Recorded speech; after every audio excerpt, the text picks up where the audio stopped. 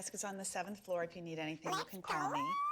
Make sure to keep your ID with you because you're going to need to badge in every time you re-enter. Cafeteria is on the 4th floor, and we generally take lunch about 12:30. Whoa. This is where I'm sitting? For now, yeah. With the big move coming up, it's kind of crazy around here. I promise it's only temporary. All right, thank you.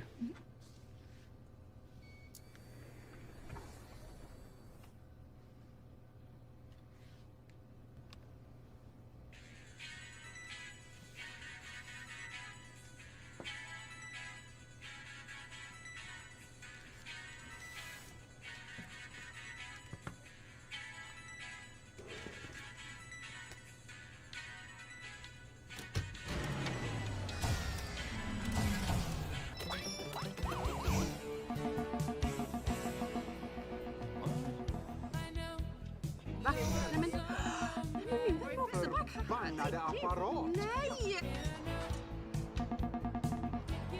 这不是告诉我。老公啊 ，WeChat 不工作了。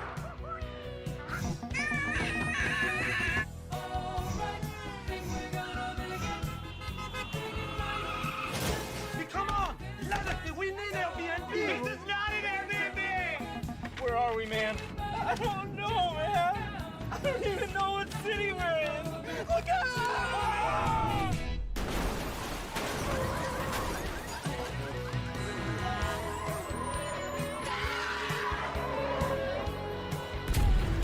World leaders are declaring a global state of emergency until the app situation can be resolved.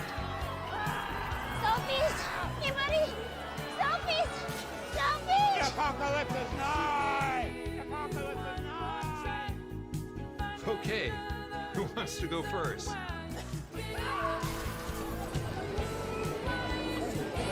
iTunes! Get you iTunes! Do you think we should have gone with the puppy face? I just ate this whole pizza by myself! Hashtag too delicious to share!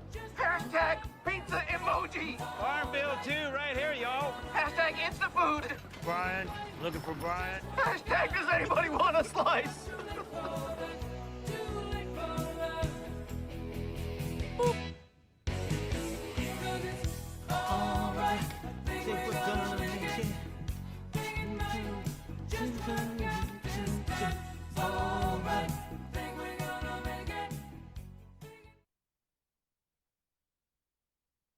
I'd forgotten about it. What's up, everybody? I'm joined by the one, the only E Biggs. What's up, E Biggs? Hey, hello. We were talking before we started about how, like, to me that's one of like the funnier videos, and I remember watching it the first time, going, "What the fuck am I watching?" I was really confused. I'm like, I don't understand. But it's become one of those videos that I really have grown to love. But what's up, everybody? Figured we'd talk about WWDC 2020. It's tomorrow, if you're unaware. Bit of background. Eric and I used to work together at Apple. So I feel like we're about as qualified as that to talk about this. So qualified. So qualified, let me tell you. Yeah, figured we'd go through some of our hopes, like I guess wish list items, things that we hope will appear. And then from that list of like wants, like what we think might actually make it. Talk through some of the potential like hardware stuff that might be coming, or as of today, potentially not coming. And yeah, what is that? How does that sound? Does it sound good to you, Eric? Oh yeah. Hell yeah. I'm gonna get some Yeah. I'm gonna get some public domain radio up in here too. Oh yeah. Ooh, Muggsy Spainer or Spanier. That's a plenty. All right. So starting with like tomorrow. Whoa, what just happened? Oh, I changed the tab. That was stupid. Let me pull this out and just minimize it so I don't do that again. Okay. Yeah, so tomorrow, Eric, 10 a.m. What are you doing? Well, I guess it's noon for you. What are you doing? Are you going to watch it live? Are you going to be able to watch it live? Oh, yeah. Okay. This is gonna be a first time watching it not in a Pacific time zone. That's So I'll true. have to wait a while after waking up. Normally I wake up and go straight into WWDC. Yeah, this is sorry, go ahead. I always really loved WWDC even before I worked at Apple. Like it was the kind of thing I would always take it the morning out for, Mm-hmm. just so I can have full attention on it. Oh yeah, for sure. Like the first, you know what's funny is I think the first WWDC I ever watched was 2010s. That was the first time I ever watched, and that happened to be the year that they released the iPhone 4 at WWDC. And I remember that. to me, it just cemented WWDC in my mind as this absolutely like incredible show. Because did we watch? I can't remember if we watched 2010 back live on stream or if I just watched it on my own recently. Can't remember, but one of the crazy things about that WWDC is that they announced so much shit. How long ago did they solidify it on iPhones in fall? 2011. The iPhone 4S. Yeah, it was October 7th. I think. Yeah, iPhone 4 Steve. Yeah, for Steve. The final forestall phone. Final forestall. I mean, technically he was ousted on the 5, but still. Yeah, that was 2011, so the following year. But yeah, no, it's Ty. Thank you for the auto host, by the way. It was really funny watching back 2010's WWDC because that was the year they first introduced background wallpapers. Okay, it wasn't just black. Multitasking, which was basically just background audio in a lot of apps, and some basic resume features. Papa, thanks for the auto host. I think they also started allowing like a simplified or like less resource intensive version of GPS tracking. Oh, background tracking? Yeah, for location. Okay. So you could have like directions going Mm-hmm. and do other stuff. That's right. It was important for me because I was delivering pizza then and I relied on my phone a lot. And it was annoying not being able to have it constantly tracking. Wow. Yep, that was the Gizmodo year. That's right. Apple sued over that. Yep. That employee was never even fired over that. He only recently quit, I think. I think there's a Mac Rumors article about him eventually leaving the company. But it was like in recent years. They didn't fire him because it was a beautiful publicity stunt, even if it wasn't intentional. It was and it wasn't. Like, it actually worked out in their favor because it gave them the excuse to be able to go, you know, this isn't an Apple phone. Look at these lines. What are these? Apple wouldn't put lines on a phone, right? And then they'd be able to explain that it's an antenna system, only to 2 months later in July have to give everyone a free case or choose to give everyone a free case over the fact that you could disable the antenna. Yeah, stop me if you've already seen this. Well, in that same, so it's kind of funny how they changed the antenna. It was a really simple solution to fix the antenna for the 4S. They literally just added one extra break, and that was it. You couldn't short it. Unless you really tried, you could not get the two antennas to touch each other. So, yeah, that's why the 4... And they actually fixed it with the Verizon phone, too. The Verizon phone was the first phone in February of 2011 that switched to the 4 breaks in that outside antenna band instead of 3. Yeah, the 4S, or the 4, holy crap. That phone was amazing. I remember that phone. Like, that, to me, was the first iPhone that, like, really knocked my socks off.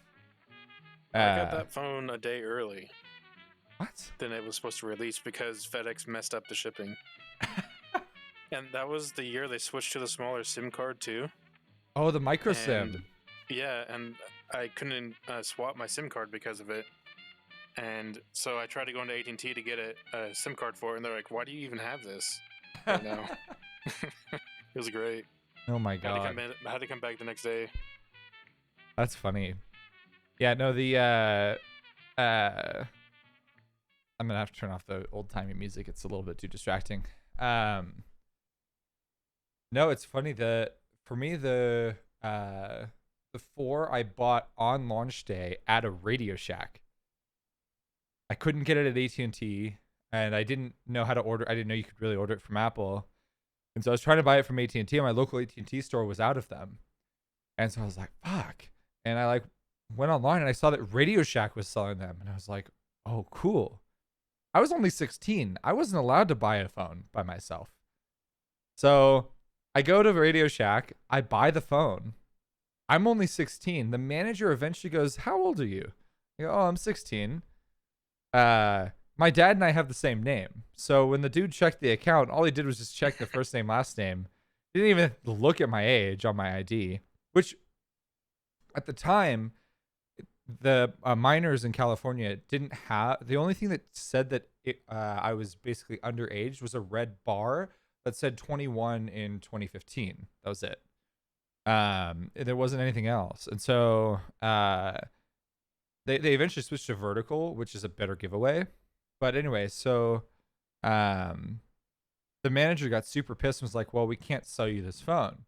And I was like, "Well, you already sold me the phone. Like, I've already paid for it. It's activated with my stuff on it. Like, my number's already on it." The manager actually made the guy who sold it to me follow me to my house to get my dad to sign the paperwork. Because my dad was in the swimming pool, drinking beer, smoking cigars all day. So, or not cigars all day, but a cigar, but drinking beer all day out in the pool. And the manager made the guy follow me home to get it to sign. Because then I was like, why do I have to go? You guys fucked up? I don't know. So the dude followed me to my house, signed, my dad signed, and then drove home or drove back to the Radio Shack. Yeah. Seriously, like, what a dick. What do you mean, what year, Matt? I was born in 94. I turned 21 in 2015. Oh, the iPhone 4. That was in 2010. So, yeah, it was 2010. That was the iPhone 4. So Eric was mentioning he got his early. I got mine on launch day, but just from a Radio Shack. So, yeah, and the following year, the iPhone 4S, my parents were in Hawaii for like a work thing. So it was just my brother and I at home. We pre-signed the UPS ship to like be dropped off, or it must have been FedEx. Whatever it was, we pre-signed it and left it taped to our door, and the guy didn't leave the phones. We had 4 iPhones. And so like we had ordered new phones for the whole family. And so it was my brother's first iPhone, and I was upgrading from the 4. And so I really wanted Siri. Like, I was like, "Oh my God, Siri, like this thing's going to change my life." Little did I know. Anyway, so yeah, so had to go to the FedEx place. There was a line of like 200 people deep, all who apparently had their notes ignored by the carrier. We had to sit there until almost like midnight. By the time our truck made it back, it was like 11:30 when our truck came back, and they had to get everything off the truck, and then they started calling out names. And then we got our phones, and I went home. But anyway, back to WWDC. Relevant stuff. Hold on real quick. I just wanted to ask you something about the S phones. Do you remember when the S's stood for stuff? Yeah, the first one was speed, right? Yep. So, well, unofficially, right? It was never like officially, unofficially. Right. It was an unofficial. It was an official, unofficial meaning. Yeah. Right. Like the S had a meaning, but it was just lots of different things. So it was speed, Siri. Yep. Sensor, right? It was like or security for 5S. Security was 5S, and I don't know after that. That's when I lost track sensitive. Of even... Sensitive. Oh, sensitive. Yep. 3D touch. And that was the last S phone until the 10S, right? 6S. There was never a 7S, right? Yeah, because they went straight to 8 and 10. And then they had the 8 and 10. 8 and 10, and then 10s, 11, And then 11, 11S. 11s. Wait, is this the 11s or the 11? What phone do I have? I don't even know what phone I have. I understand that feeling. Sometimes I forget too. Oh my god. I've had a lot of iPhones, but whatever it is, I think there's no 11s. So it's just the 11. There you go. I tutored at this math center at my university, and we just asked Siri hard calculus questions on Wolfram Alpha all night. That's when they actually integrated with Wolfram Alpha, and that was awesome. Like, Wolfram Alpha had a ton of information. Like, it is a cool site. It's a shame that they don't. I don't think they're integrated anymore. I think they removed that. But anyway, yeah, the 11, the 10s. I don't know what that stood for. 10s, maybe speed again. Yeah, it could have been speed. Who knows? Yeah, because the 11 over the 10s over the 10 was a pretty sizable performance improvement. And then the 11 was all about its cameras, and then the green. And then the removal of 3D touch, sadly. Rip 3D touch. I do actually really like that. I thought that was... I used it a ton in apps on the home screen with the flashlight. I really don't like long presses. I constantly... because I'll pick up my phone and I'll just like hold it. I'll constantly just accidentally activate the flashlight. And then the one time I want to try and accidentally do it, I can't. I would always just activate this stupid fucking flashlight. I still do it. Yeah. I still have the 10s, and so I'm savoring the 3D touch until... Enjoy it. It is a huge loss when it goes away. I use it all the time. Every time I use my phone, I use 3D touch for sure. I know they're a battery life than 3D touch. I don't think that they are mutually exclusive, Matt. I think they probably could have figured out a way to make it not mutually exclusive. So, I would prefer to have both. So, but anyway, 3D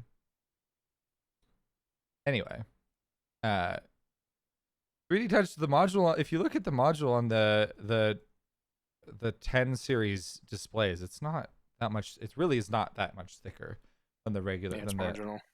It's tiny. The real reason they got rid of it is just because I think it wasn't being adopted as much as they wanted, and it was the cost. Yeah, it's added to the BOM, and it wasn't heavily used, so that's why. Bloggers who know fucking nothing and don't even consider a BOM are the ones who are like, oh, it's because they wanted to make the batteries thicker. I don't think so. But anyway, back to WWDC. So Eric, what are some of the things that you would like to see in this year's Dub? Well, why don't you go over what you want, because I just got a text from our dasher that I need to answer, so I'm gonna fail to multitask. Sure, no worries. Give me a second. Yeah. I think for me, there's a few things that I really hope that they improve on. This is not a prediction. This is my wish list, I guess. The first thing is that I hope that they integrate two-factor authentication into like a 2FA API, like what they did with password managers. The fact that they made apps like 1Password or LastPass or Dashlane or whatever, or even just Keychain, so much better by allowing them to integrate into the password field. I would love for that to happen with two-factor authentication apps like Google Authenticator, like Authy. To me, I think that would be amazing, because the fact that they still let that so many companies use text message two-factor authentication as an acceptable form of two-factor is pretty horrifying. Like, people think that they're secure with a text message code, or they think that, their account is unhackable. But it is not, especially if you are any sort of target, either because of the work that you do, you're a person online, whatever, or someone just really hates you and they just target you. People get their numbers ported off of their phones all the time. Like legitimately, it happens all the time. And so to me, using a two-factor authentication app helps resolve that problem. You're not, in order to sign into an account, you have to have your key, which is your phone. How do you get into the key? Typically some sort of biometric authentication, face, whatever, or a PIN. But you have to physically have access to the phone rather than with two-factor, which you can just port the number off to some random phone in the middle of the night while people are sleeping, reset their Gmail password, change their Bank of America login, and you're off and going. So I think that is pretty scary to me. So for me, better two-factor authentication is a huge want. And then I've had this gripe with Siri or with Safari for years, and this still bugs the shit out of me that no one on Apple's like UX team has actually done anything about this.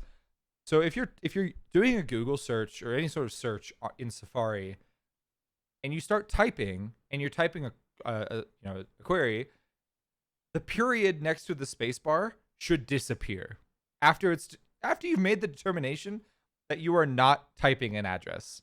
The first time you hit space, the period should go away. Just leave. But it doesn't. It stays there for the entirety of whatever you're fucking typing. And it's so annoying because I constantly end up typing periods instead of spaces in my searches. And this has been a gripe of mine for years. Apple has had the same horrible search bar in Safari, and it drives me nuts. Legitimately, I'm losing my mind over this. And so to me, this is something that I hope that they change, because it's such an easy fix, and they've changed it in either I want to say it was iOS 12. It wasn't last year. I think 2 years ago. They actually redid the Omni search bar, and they actually, in the early beta, they did the period disappeared in one of the beta 1 or 2. The period disappeared when you hit space for the first time, and then they brought it back, but just made the space bar bigger. Why? Who needs a period after you hit space? No URL has a space in it. You don't need a period. Anyway, that to me is one of those things that I'm just if I had that, I would be so content. Well, I don't care about any other feature. Just give me that. No, there's actually other stuff. So, okay, a couple more. One, I really hope that they make Spotlight better. Okay. Spotlight bugs the shit out on me all the time, and sometimes it just locks to whatever it had before, and it stops updating. If I type a search and then clear it and search again, for another app, it doesn't update. It's just out of date. And that's a bug thing, but that's something I hope that they fix. Again, this is my wish list. I don't have huge feature asks. But now that I'm talking about it, I think this is actually going to tie back to one of the things Eric's going to talk about, because we talked about this last night. But the reason I use Spotlight so much, and why that bug bothers me as much as it does with it locking up and not working, is because finding apps in iOS is horrible. It is very antiquated. And I organize my apps nice and neat in folders, but the app organization is so rudimentary that it really could use a shitload of TLC. So, yeah. To me, whatever that is, I don't know what that is for a better app system. Android does not have it. Android's app drawer is the same to me as Spotlight app search. It's the same thing. So, Eric, I don't know. Have you used Android before, Eric? Mm-hmm. Recently? Okay. Yep. Yeah. Yeah, I know So what you're talking about with the app drawer. yeah. So to me, I'm that is Spotlight is very similar to that, except Spotlight only shows you 4 apps. So if it shows you more, okay, cool. But what I do like from Android is not having to have everything on the home screen. Yeah. So anyway, those are kind of the things that I hope for. What I think we're going to get. Oh, what I think. Actually, Eric, give me your wish list. Let's talk about wish list before we talk about what from our wish list. Expectations. Yeah. Yeah. So my wish list is I guess they're more flashy things, at least, and they are related to the home screen, but also it's the home screen stuff and also iMessage stuff. I want to see. I guess I'll talk about iMessage first. I want to see iMessage worked on. But they've been working on it a lot over the past few years, for sure. But I feel like they're modeling it a lot around like Facebook type of chat. And I am hoping to see it get more features from things like Discord and Slack. I want to be able to like at people. Oh, that would be great. Like to a ping group people, chat. because I'm in a group family chat and like we'll have multiple texts come in and I want to like specifically ping somebody. And so I would love to be able to at people, and I would love to. I just want more features from Discord, so like being able to either like remove a message or update a message. If I made a typo, instead of just spamming more messages to correct typos and keep typing things incorrectly, so I'd have to send like 3 messages correcting my typos. That would be really nice. And also like being able to like it's 2020. Like I want to be able to like make a certain word italics to put emphasis bold. Like why does the app that we use to communicate the most, at least with our phones, not support more nuanced ways of formatting our text like everything else does? I mean, I just add eggplants on either side when I really want to add emphasis to what I'm saying. So like we're used to like adding like asterisks and forward slashes and whatever as a workaround to add emphasis, but it's I don't know, I'm over it. I agree. I want more options. So that's what my wants for iMessage. And then my wants for the home screen is I want it cleaned up. I want to be able to clean things up. Maybe have open spaces where I want open spaces, and not have to have an app forced in a grid that's down from top to bottom. Maybe just let me put apps wherever I want, and I'm fine with a grid, but let me have spaces wherever I want spaces. But I would also love to see widgets somehow integrated onto the home screen, because the widgets where they are now to me are utterly useless. To the side, I never go over there, and I know we talked about this before, and you see less value in that. But I would love to be able to have quick information about an app without having to open it or without having to long press on it, without having to do any actions other than unlock my phone and look at my home screen. So about that though, like my point around like not seeing any value in or very little value in widgets has more to do with the fact that I still don't feel like I've ever used a widget that adds value. And your point yesterday was, yeah, it's because the framework is pretty terrible. Like the tools are not available for developers to make powerful widgets. So like if Apple gives them the tools to make widgets that are actually powerful and can do things that would be helpful, that'd be awesome. I don't know what that is. So like I don't to even. me it's kind of like an expanded version of the Apple Watch complications. Like, and there's a little bit of that on the phone. Like, for example, the calendar app, like it updates its icon with the date and stuff like that, right? I see. So I don't have to open up the app to see what day it is. I can see it updates.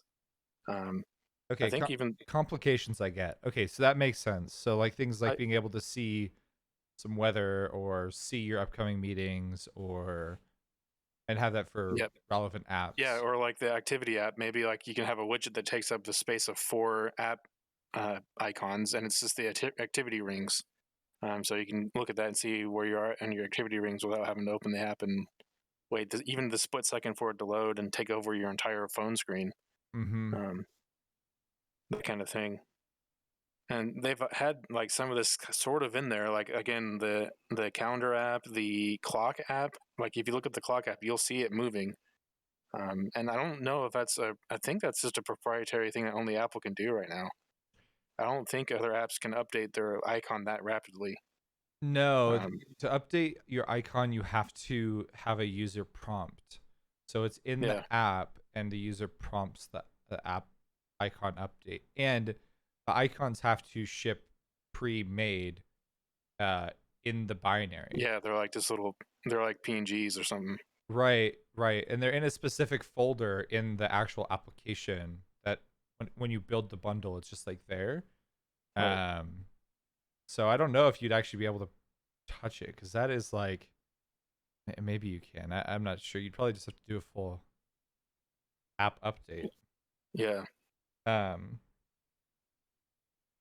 One other thing that I think is more of a gripe on my end is app updates. The fact that the App Store allows generic update notes. What's up, Evil? Evil. I think that applications like Facebook that push quiet updates. So like the whole redesign of the Facebook app, I had 2 weeks before my parents did, and we were running the same version of the Facebook app. Right? Facebook hits a switch on your account and then things change. The fact that they don't have to tell me that that's what I'm downloading, I think is pretty annoying. Like, the App Store has a requirement that you put update notes. To tell me that you're fixing bugs and adding improvements every time without being specific is pretty bullshit, I think. I think that there should be a lot more transparency about what I'm downloading. Because there are apps that I download that also start free and switch to a paid version down the road, and you're forced into it because you didn't even know that that's what was included in the update, right? Like, there's an app called Jumbo, which Jumbo's great. If you don't use it, it's awesome. It's a privacy app. They do all the processing on device. They check your accounts. They archive old tweets. They update your Facebook preferences. Jumbo's a great app. It started free, and now it's paid up to $15 a month. I pay them because I actually really like the team. I've talked to them a couple of times. They're a really great team. But if they hadn't told you that so their update notes are really transparent. They tell you we're adding paid features. They tell you what's coming in the updates. But not all apps and not all developers are that transparent. I think there are other apps, like Grindr, for example, is a great example of an app that is not transparent at all.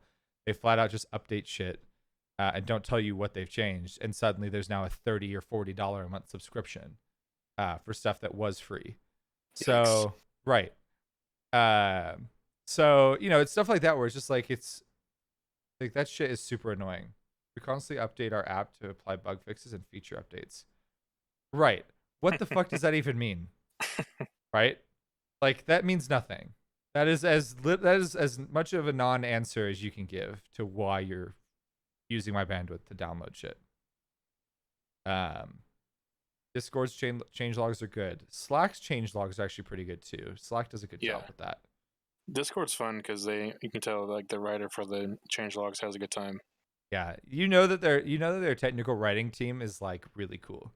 Like, some technical writers you definitely can't go get lunch with, but I feel like the Discord technical writers and whoever writes their change logs, you know that they're chill. But okay. Any other asks, Eric? Sorry, I was talking to Emily. There's another app too that a little lesser known, and maybe it's not quite as fair because it's an app called Work and Copy, and it's a programming app basically.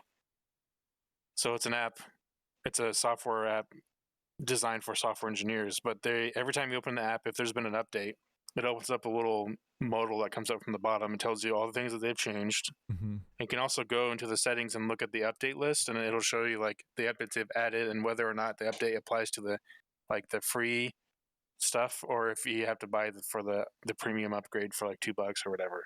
Oh, that's awesome. And it's a great app. I really recommend it if you like using I don't really code with it too much, but I use it all the time if I'm out and about and I'm like trying to remember something to answer a question. I open it up and I can go through like Firebot's code base and look at stuff. and also like look at pull requests and do all sorts of fun things. And it's a wonderful app. But yeah, they do update notes correct, and it's called working copy. Working copy. That's awesome. Evil, what's up, man? E-Biggs. Yeah, we're here with E-Biggs. I should add that to the title. Man.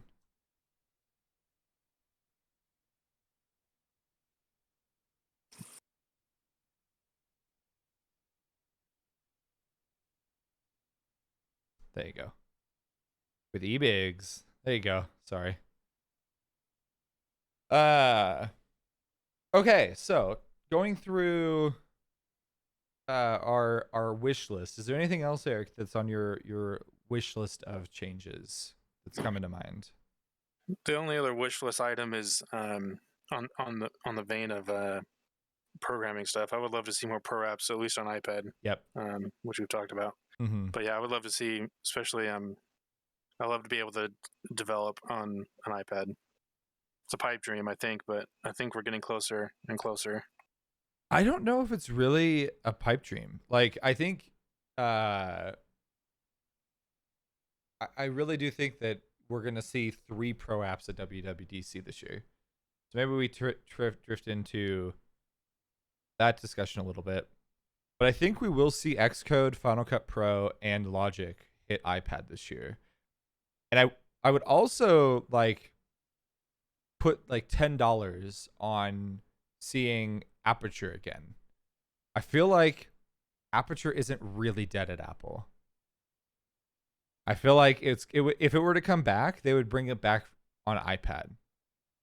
Right? If Apple's going to go all in on pro apps, I could see Phil Schiller come out and say, you know, innovation, I can't innovate anymore, my ass, and then they'll show Aperture and talk about how Metal is just amazing, and they're using Metal and machine learning, and they're doing like all this crazy stuff in Aperture for like amazing color grading on the Pro Res display for whatever. Like, honestly, to me, I'm like that would be like the wild card. But yeah, I think if they're going to do pro apps, they'd probably bring Aperture back, because Aperture was great. It really was great. It's definitely weird that they have creative apps for everything but photos now. They just gave that space to Adobe. Yeah. Aperture Science. We do what we must because we can. Evil, the cake is a lie. But yeah, so to me, like, I think pro apps would make it onto iPad. I think we will see more and more of those hit. It would make a ton of sense if they did the ARM move. I think they're gonna do the ARM move for their Mac line. It makes sense. Yeah, no doubt. It makes sense. Their silicon is so good. They want to get off the Intel dependency. Right. They're limited release schedule wise, capability wise. Like, it's pretty amazing that they, you know, when they want stuff for iOS, they can just include it, whatever it is they want, in their CPU. Right? Like, it's pretty amazing what they're doing today in silicon that you don't get if you're using an off the shelf Intel chip. And like, if you could, like, the crazy part about like iPad and stuff is that those chips are what, like 10-watt chips? Like, they're not huge power chips. The Intel i9 or whatever is like what, a 95-watt chip, something like that. And the iPad, my iPad Pro gets a similar score to not but single core performance wise, it's not that far off. It's like 2/3 of that at 1/10 of the power. So imagine if they could actively cool it, right? Like, I don't know. I think it'd be pretty amazing. The performance they'd be able to push out. Now, I think instruction wise, I think ARM is different. So like, performance isn't like totally like 1-to-1. 1-to-1. Like, you can't really necessarily compare benchmarks, I don't think. I don't know enough about that to be able to say that. But something about x86 versus ARM, I think the instruction wise is different. But Anyway, yeah. So I think pro apps. I hope we'll see pro apps at WWDC. I have a really big feeling that they will, especially Xcode. I think we will definitely see Xcode. I definitely think Final Cut Pro. And unfortunately, I think we'll see Logic. I say unfortunately because I think Logic is going to be the most boring, long fucking demo of our entire lives. And we're going to have to watch 30 minutes of them demoing Logic on iPad. And I don't really want to see that. Logic is like one of the, like, I can't even like sit through. When we worked at Apple, Eric, like Jason tried to show me Logic one time, and like my eyes rolled in the back of my head. Like, I don't care. I don't understand music production. I don't understand Logic at all. I understand that. So like my eyes just like glaze over. Same thing, like Final Cut would be interesting to see how that would translate to iPad, in terms of typically in a workflow like that, you're dealing with huge video files. So what does the workflow look like? Can you plug in an external hard drive, which already is available, and work off of that? Like, what would that look like? Oh yeah. Oh wait, Eric, I had another want from iOS that I forgot to mention earlier. Oh yes. Speaking about iPad, I really want secondary monitor support for iPad. Actual extended display, not duplicated. When you plug an iPad Pro into a second display through USB-C, it duplicates the iPad screen, which not only is iPad 4:3, so it looks fucking stupid on a 16:9 monitor, it's also a mirror of what you're doing on your iPad. Like, it adds little to no value to plug it into another monitor. Not only that, you can't turn the iPad screen off. So you plug into another monitor, your iPad is totally lit up, your screen is lit up. Even if you're working on like the little like touch like case thing that they have now, you still have two screens on with the same crap. Like, it's stupid. I think it's stupid, but I would like to see extended display support on iPad, especially if there's pro apps. I feel like that is essential. Yeah, absolutely. But okay. Going into the rumor mill a little bit. So there's a couple of things that Mac Rumors is calling out straight away. The first is being able to truly set default apps to not be first party, but to be third party. So things like setting Google Chrome as your browser rather than Safari. Or different email. Right, different email client. Right, if you wanted to use someone in here wanted that, and I forget who that was. Yeah, like that would be an interesting thing. Like, I don't know what apps I would switch out. I might switch Chrome for Safari. I'm Matt Horton. Yep. I might switch Safari simply because of the search bar. If they don't fix that in iOS 14, if they don't switch that, that's gonna be a no-no. Spotify is the big one for me. But like, Spotify already works with Siri. Like, I guess I don't understand. The music app to me doesn't quite make sense because I don't feel like the music app is a default. I mean, it is, but I don't really see where. Is there like something where you like open up an app, like click on something that opens up the music app versus Spotify? Yeah, because I don't see that. I'm trying to think of a workflow where that would happen. Because like, even if someone sends me a link to a song in Spotify, oh, I see what you're saying. Setting defaults for CarPlay or Bluetooth even. Yeah, but I feel like it doesn't just switch to music. I don't know, because I listen to both Spotify and the Apple Music. I want to not have to say on Spotify in Siri. I mean, you telling me about how my gripe about the search bar is the gripiest gripe, to me, not saying specifically on a service is the gripiest gripe. But okay, that's fair. I think you'll probably get that with this change. It sounds like that would be kind of cool. It sounds like they would also allow third-party music apps on HomePod. I think that would also be nice. There are times when I'd like to be able to control music on my HomePod from my PCs. I don't generally, I'm not usually on my Mac. Well, I got a new one, but I'm not usually on my Mac during the day. I'm on my PC. So that'd be nice to not have to use my phone to control that. So yeah, so third-party apps for default is one. A home screen redesign is being listed here, but frankly, it's pretty vague. Like Mac Rumors is definitely reaching here in what they're thinking about. Like it's basically they're referencing the Android app drawer, and they would add options that allow apps to be viewed in a list. Okay, app drawer. Yeah, I think they're thinking, I guess app drawer, but also something similar that the Apple Watch has. Which the Apple Watch is not. When you move away from carousel to, I think it's called pinwheel, is when you go to the list. I think that those are the names.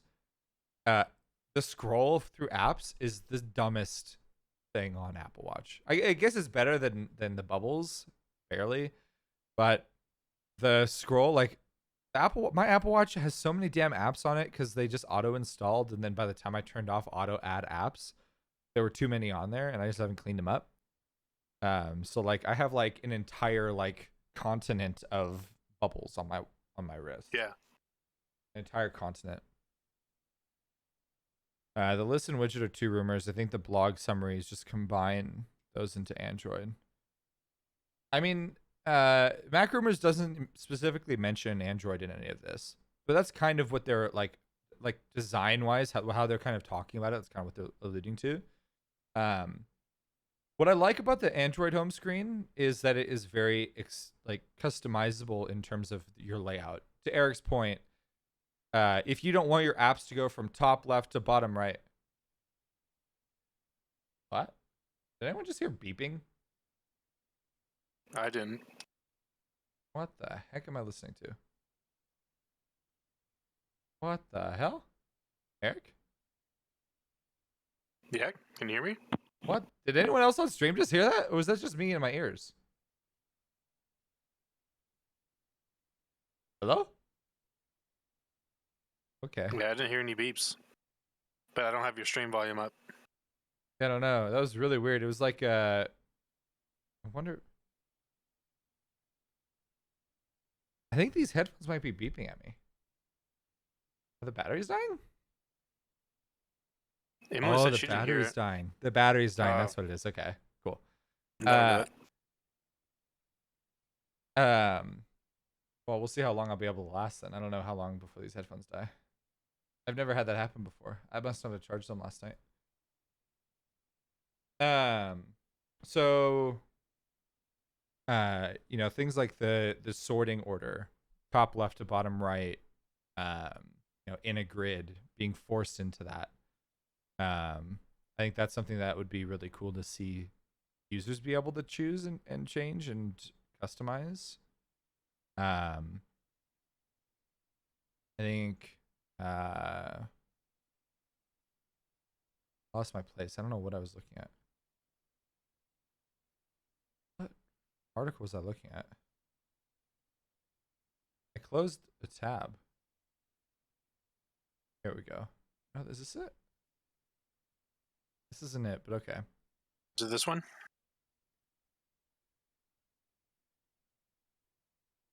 Oh shoot! I thought I DM'd it to you, but I posted it in a totally wrong channel. On Streamlit. Because that's what I had open last. Yeah, I think this is what I was looking at. What did I click into though? But I must have clicked something into specifically about iOS. Oh, yeah. Okay, this is where I was at. Okay, I got a different one up too. So a couple of the other things that are being talked about are like podcast redesigns, so making the podcast app a little bit better. Things like a For You recommendation section.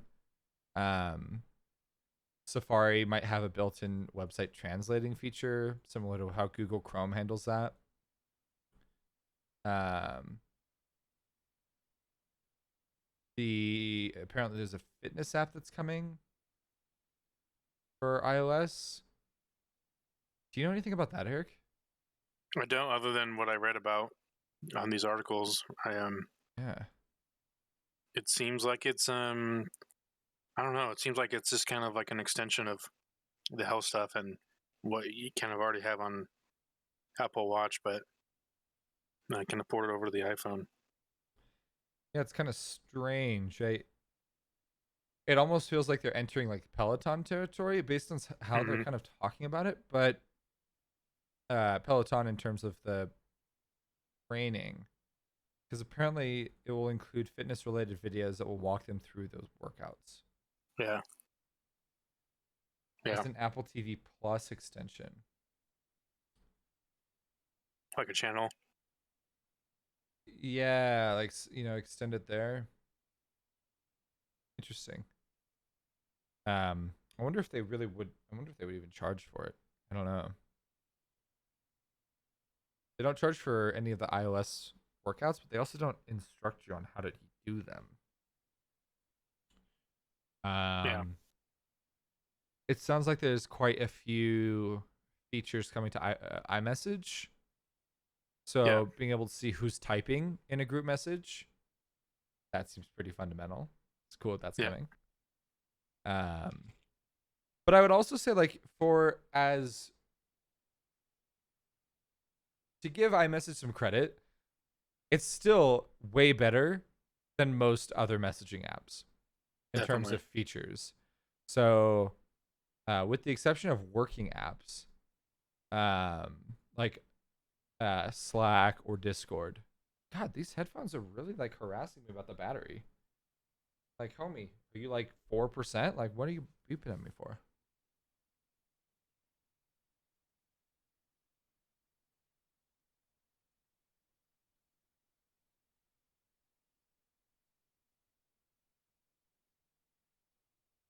I don't know. Turn them off, turn them back on again. We'll see. Oh, they're beeping again. It's really hard because they actually are muting all the audio I hear during the beep. Let me find alternative headphones. Eric, will you walk through like some of the stuff that's being talked for iMessage changes? I'll be right back, guys. So one of the things I've been wanting for a while, it's rumored that they're bringing those mentions that I was talking about earlier, where you can in a group chat you can mention a name and it'll highlight their name and probably even ping them with a special push notification.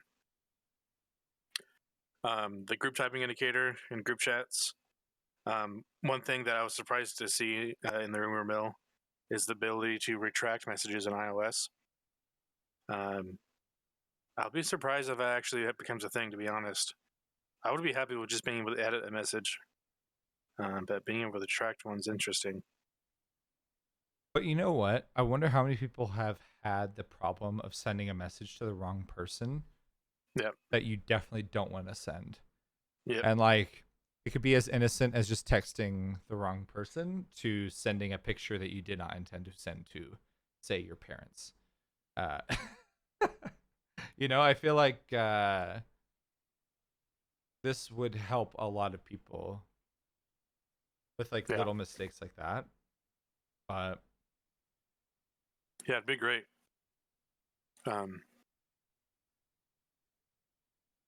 Let's see what else. And then lastly, at least on this article, they're talking about marking a message as unread, similar to how you do with emails. So you can come back to it later. I would be interested to know. I'm assuming that that's only a thing that's local to you. It wouldn't update the red notification for the person on the other end. But if it did, that'd be kind of cool. If you accidentally read something that you didn't want to leave or show that you read yet, you could remark it as unread. Yeah, because you know what? Like, one of the things that like I do is I keep read receipts on for everyone I text. But I don't. Sometimes I just straight up don't look at a message because I'm not ready to reply to it. And it would be nice if I could just read it, unmark it as read, especially if it's like a long message that someone sent me. Yep. But Yeah, that would be a cool feature. I don't think that they would make it. To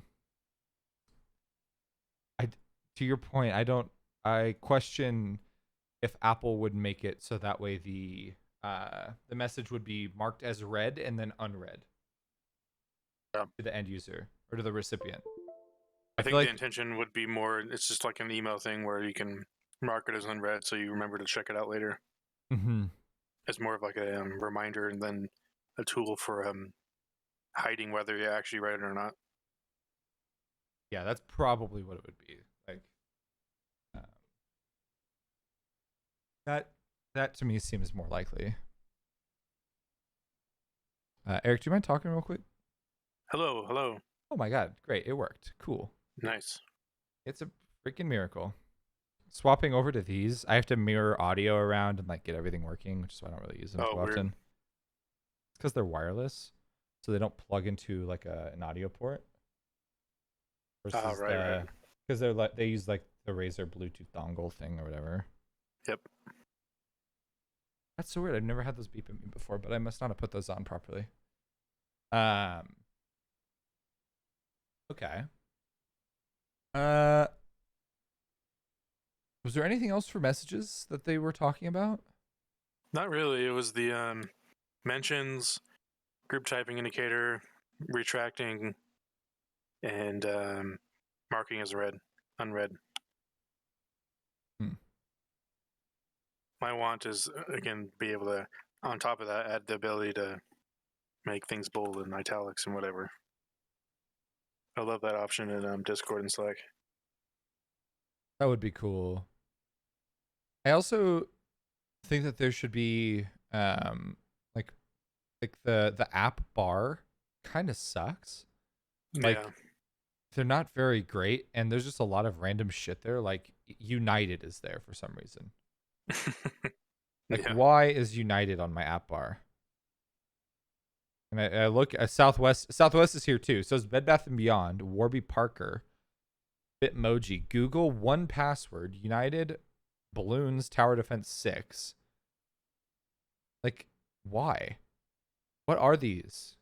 And like, I actually know what they are. They add fucking stupid stickers. Yeah, so, like, it's all stickers. Well, like, okay, actually, United's is select a flight status to share. Sounds kind of relevant, but not really. Like, who's... Like, I'm going to text this to Emily. I'm just going to add, like, an aisle seat sticker. Why would I ever want a horrible, like, 2 frame per second GIF sticker in my messages? Like, who wants that? And to some default of them are cool, like there's like a Starbucks one that you like send gift cards with, but I don't feel like they need to be constantly above your keyboard all the time. Like I just want to be able to like kind of like spotlight search them when I need them. Well, and I think that is a feature that it was talked about in one of these updates about, or one of these rumor roundups called clips. So there's the idea of partial apps. So kind of this, which I think these originally started, oh God, what did they call them? Just extensions, app extensions, where the app basically just like puts itself in lots of different places, like in share sheets, for example, in like a photo editor. You can open an app, you can edit a photo in like, why am I trying to blank on the photo editing? They call that like extensibility or something like that. That's what it was, extensibility. And I think that was a really great concept. And it's kind of still there as this, but it doesn't really feel like it's been embraced. So if they add a better system for users, it would probably get more adoption. Yeah. I don't think that this is the answer. You kind of see it still in like photos when you click edit, and if you click the 3 dots, there's like the open up and there's like markup, and you'll see other apps there too that can support photos. That's the extensibility stuff. When you hit edit? And most often, if you edit a photo and then the 3 dots in the top right corner. Oh, I see. Yeah. That's like you can access markup there and a bunch of other apps if you have them installed. And that's the extensibility stuff. Yeah, so like if that was more front and center, right? If I hit edit, maybe that's something with like default apps would be really cool too. Like you can set a default photo editor. So when you hit the edit button, it doesn't use just the Photos app. It throws it into Lightroom, or it throws it into whatever you're using. Right. I think this was Afterlight. That's what I have installed. Yeah, Afterlight. I use Darkroom that way. I would die for a default Lightroom button. But that would be really, to me, like those are some of the things, like if you change that, then you're starting to rival the workflow of like a PC. Or by PC, I just mean computer. Because, if you have a photo library and you just want to go retouch it, it's on PC, you have to import the photos, add it to an album, like you do all this sorting, and then you can make your edits. But in iOS, if the photo's already on iOS, and you just hit tap, choose the ones and just throw them all in straight away, I feel like that would be a really cool thing where you're able to highlight what iOS is doing for pro workflows without, like with something you're not able to do on a PC. Like showing the unique things you can do in a workflow rather than that are great that you are not able to do elsewhere. Kind of hitting on that pro theme. Yeah. What do you think about all the AR stuff? I have mixed feelings about it. I feel like the AR stuff, you're talking about just general AR abilities of iOS or AR hardware? Both. Or both. Well, AR hardware is really exciting, I think. Mm-hmm. I definitely think once we can find a way that we can integrate that kind of stuff into our person, either by like glasses or contact lenses or something, in a way that like works well and isn't laughable, kind of like Google Glass was. I think it would be I think that would change a lot. I mean, it's not hard to imagine how that can change and massively change things. 100%. And so I find that exciting for sure. And I do think there's a place for both AR and VR. Obviously, wildly different applications, even though they're similar in a lot of ways. Mm-hmm. And so I'm definitely excited for it, but I'm curious to see how they approach, if their glasses, how do they look, and are they going to be kind of like Apple Watches, where they're going to go for more fashion sense over usability at first, and then switch over to being more fitness focused, like Apple Watch was more fitness focused afterwards when they initially tried to go for fashion focused. Is the AR glasses going to have a similar paradigm shift halfway through? Well, I don't know. I think one of the big things was it last year? I think it might have been last year, where they really redid a lot of the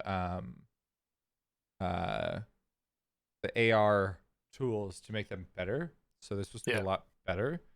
I mean, they put LiDAR in the back of an iPad. Yeah. Like, I feel like that's not just a piece of hardware you casually decide to add to a tablet. Like, that seems very, obviously, pretty intentional. But without a real reason as of yet. It's definitely weird how they threw it in there, but there's nothing that really uses it yet. Well, and the way that the weak answer from marketing, Apple marketing, I think is also a bit of a giveaway that there's more there, right? It's like, oh, this will make AR way more accurate. Like, okay, sure. Yeah, but, sure. What AR? Right. What do you mean? What needs to be more accurate? What are you doing with this that it needs to be more accurate than just like placing fake IKEA Minecraft furniture?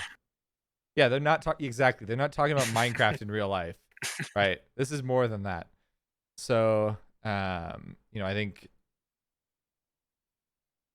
that's pretty exciting. I'm excited. Oh my god, sorry. Excuse me. This has been a long weekend. So, supposedly Apple is planning to introduce an AR app in iOS 14. Hmm. The reason why I asked, like, what are your thoughts on AR is I think kind of the whole thing where I don't really understand its use today. Like it very much feels like niche tech, and any sort of actual application of it is more of a demonstration of how it works and how you can use it, but Yep. not a great. It's not really a great user experience, and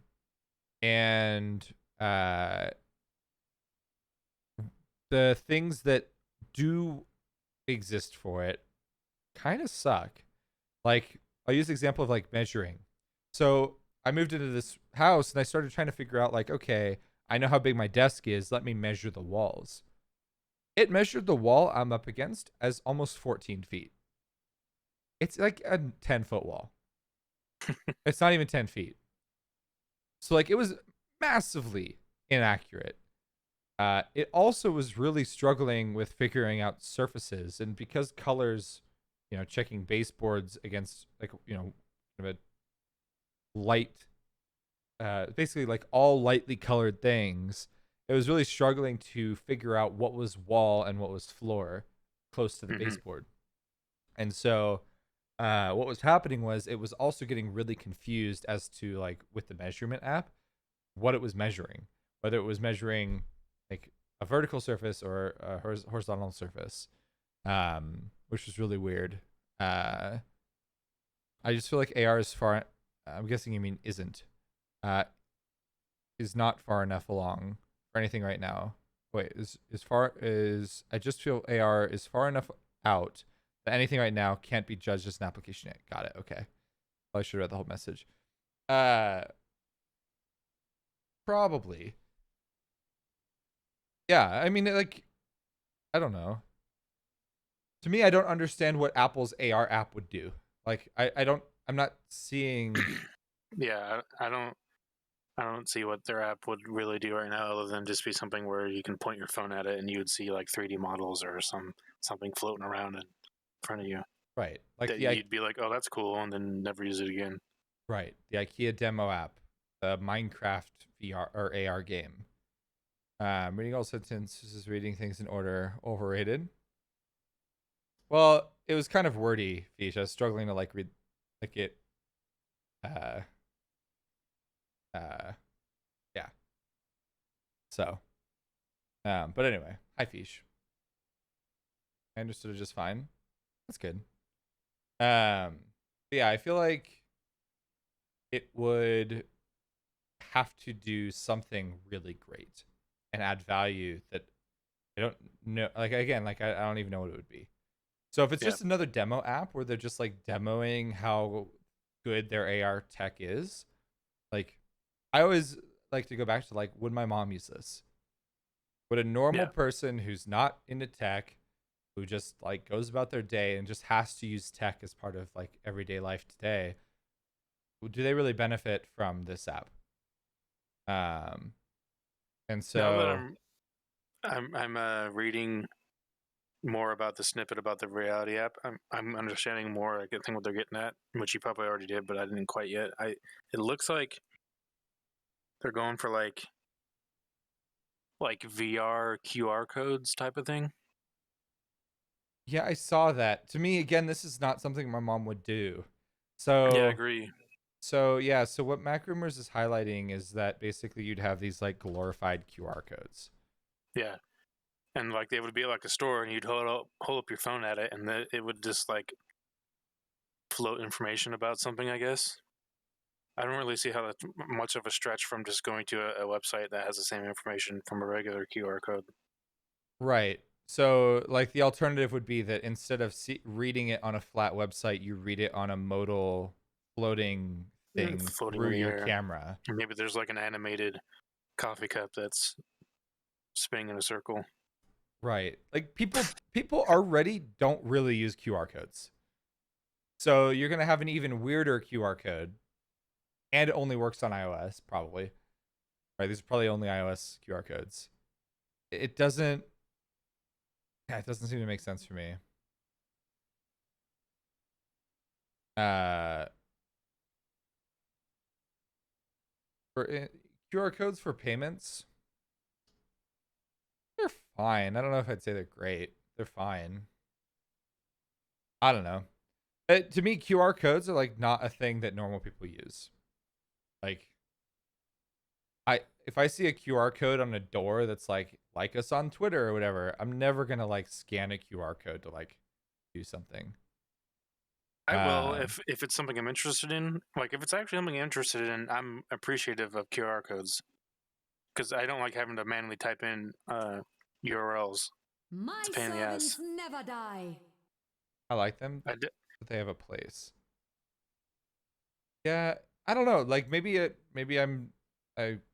you know and so like to give it a recent example, if Emily doesn't mind, to do with like COVID and everything, they have like a booth out at events for the city conventions and visitors and conventions bureau, where they have like normally they'd have like these little brochures of like lists of places you can go eat or places to do things, but people don't really want to touch things right now, obviously, at least most people. And so instead of having these physical brochures that people are touching and putting back down and getting germy, they just had a thing with a QR code so you can get the link of the list of events and different places around on your phone without ever having to touch anything at all. And I think it's a really cool application of it. yeah. I guess my point is like I don't see my mom using a QR code. Right? Like I don't see normal people using them that often. So I think part of it is that you have to open an app to use the code. Like one of the nice parts with things like NFC is that you can touch your phone to something and it just wakes up, right? It would be great if the way you interact with QR codes was a better experience than opening up your phone, going to the camera app, and then doing stuff. Pointing at it. Right. You never used NFC? I use it all the time for paying, or I did in San Francisco at least. Yeah, I use but it all also, the time for paying too. Also, like NFC. in like the metro, you can use it to pay instead of having to pull out your card. So like in like New York, for example, now that it's rolled out, well, not that you're gonna ride the subway right now, but you can just use your phone, and it just charges straight from there. You don't need the Metro card anymore. So like stuff like that is an awesome application. That to me, that's something that's awesome. The fact that you don't have to pull out an app to use something like that, a QR code. If all I have to do is point my phone and it just is smart enough to know that I'm looking at a QR code without having to open the camera app, that would be amazing, right? Like to me, those are things that can make these types of interfaces better. But as they stand, QR codes are kind of stupid. Like, I mean, they're not. Like they have a use. I understand it, but I think that there's a better way. Like an in-between technology. Right. I feel like there will be a better Traditional. way. Right. I think they're going to be around for a long time. You can put a lot of information in a QR code. So, domain-wise, and domains can point to kind of anything. Like that's pretty good. But I think what is not great is the experience using them, and there hasn't been a ton of advancement in it. And I don't know if it's because tech companies think that it's fine in its current state, but there's a guy on YouTube who does these videos where he like reviews kitchen gadgets, and he does the left-handed oil test. And so he uses a tool like some stupid kitchen gadget with his left hand. He's right-handed normally. He'll use his left hand and then he covers it with like a canola oil or something. And it really tells you a lot about the usability of a product. To me, when I look at like software and tech, like I take normal people in my life as like that example. So would my mom, or actually even worse, would my dad use a QR code? Hell no. So, but if they didn't have to open an app, if they didn't even have to know what their phone was doing to get the information from it, I think that would be awesome. But anyway, this is not a web show about QR code gripes. This is WWDC 2020. What do you think they're gonna do in terms of macOS? I don't really know. I've been kind of out of the loop with Mac for a little while, just because I haven't really needed to use my MacBook, especially as it's getting older. And so I feel pretty rusty on like what's the current features. I don't know. It's so go ahead. I was just gonna say it's harder to. I feel like some of the things they add, it's. I don't know the desktop space on both Windows and Mac is like really mature Mm-hmm. in terms of features and everything that they've implemented, and so for me, it's harder to find easy like wins or obvious needs.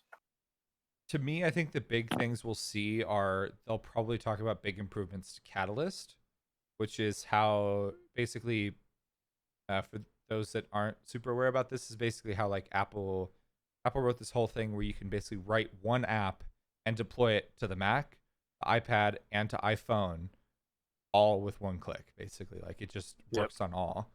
And so I think we'll see improvements to Catalyst. I'm sure we'll get kind of like a state of the union, state of the project this year, because it's been kind of quiet. Probably because there were a lot of problems with it. I think better notification syncing would be really cool. But yeah, there's really fix full screen on Mac. That'd be cool. Oh yeah. Why? That's for sure. Why does it have to become an iPad app when I hit full screen? That is dumb. But yeah, I don't really have anything for Mac. And then the last thing would be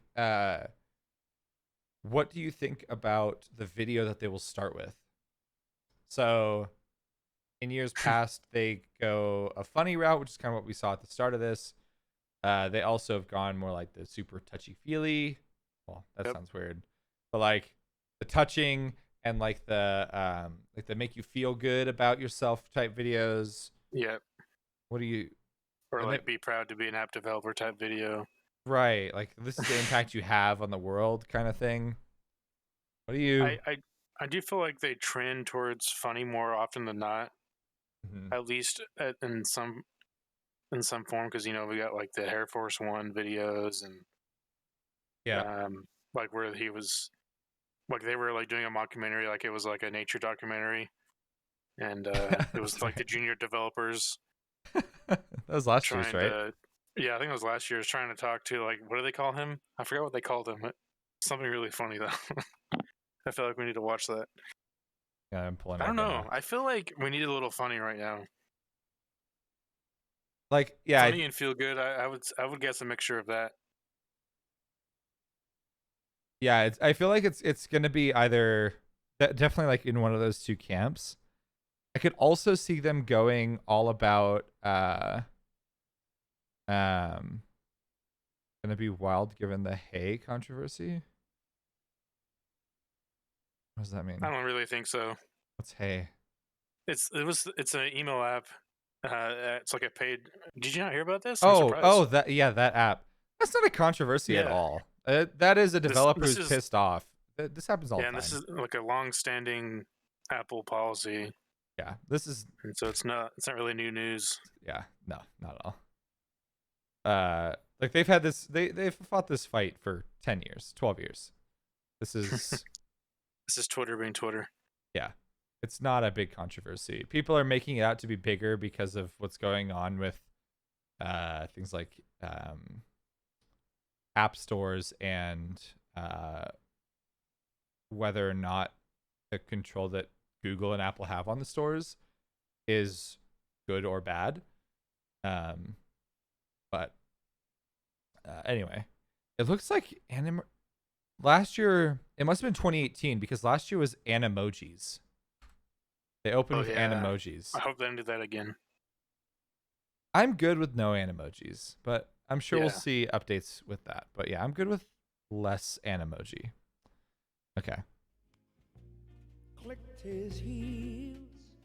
Man, I gotta turn off public domain radio. All right, here we go. I like Animoji too. I just don't think it needs to be the WWDC intro. Considering developers can't do anything with Animoji, it seems out of place, but Northern California's Bay Area.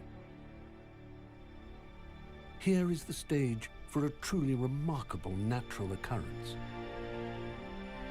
Every year, a great migration is made by one of the world's most mysterious species. To reach this utopian destination, these unique mammals will instinctively embark on a nomadic journey from all corners of the world. This is the developer's Triceratops, or as it is more commonly known, the developer. what a look. Look at that luscious mane. I know.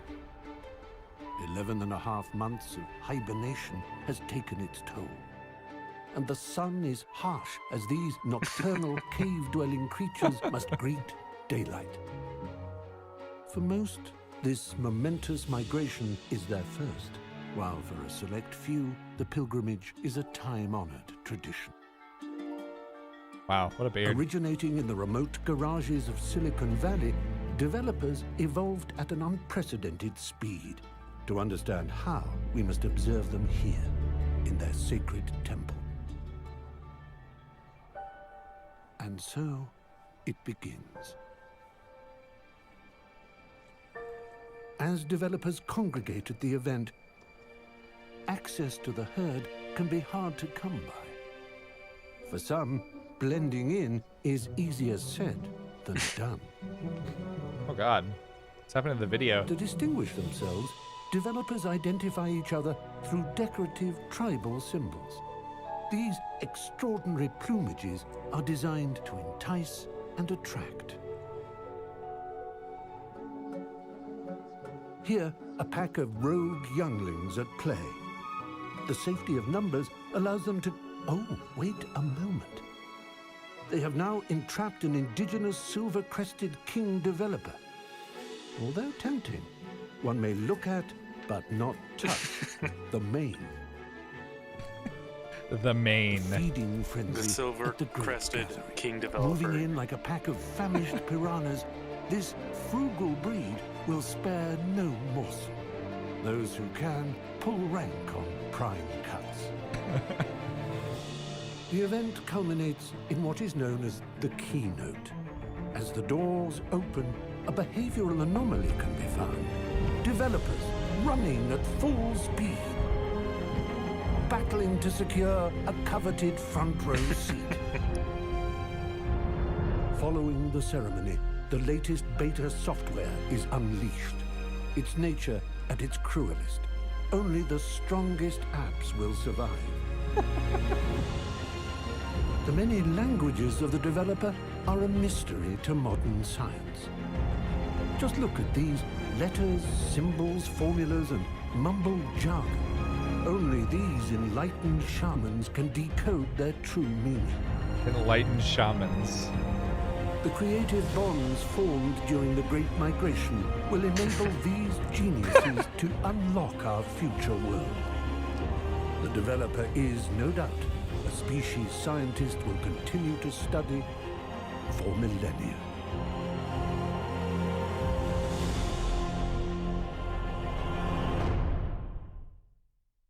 Oh my Atlanta. Oh my Atlanta. What's up, Q? How you doing?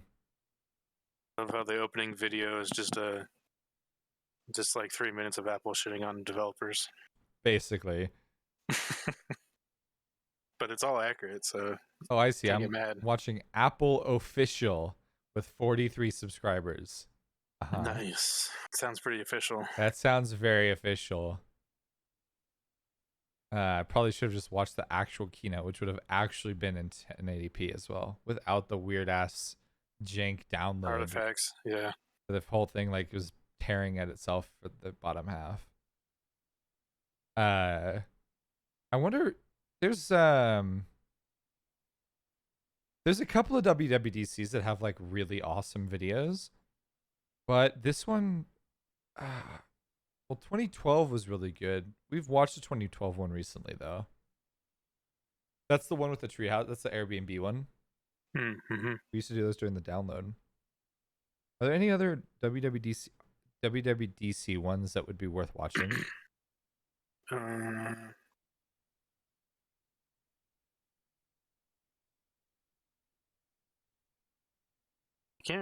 can't remember. Because there's,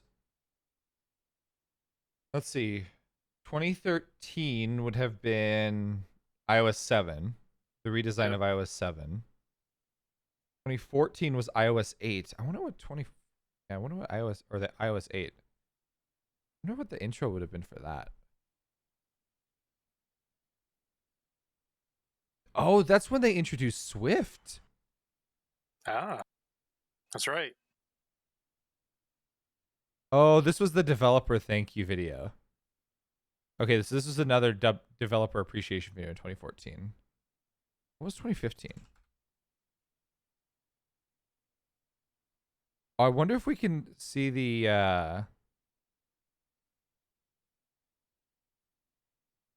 wait, what is this? Is this from Apple? This is actually an Apple video. Wait, there's no opening intro?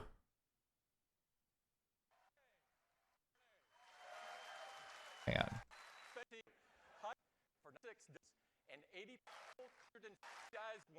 I wonder if They it cut it out for this. Oh, maybe. Well, they just didn't have one. There's no way they didn't have one. Maybe it's coming up later? Before?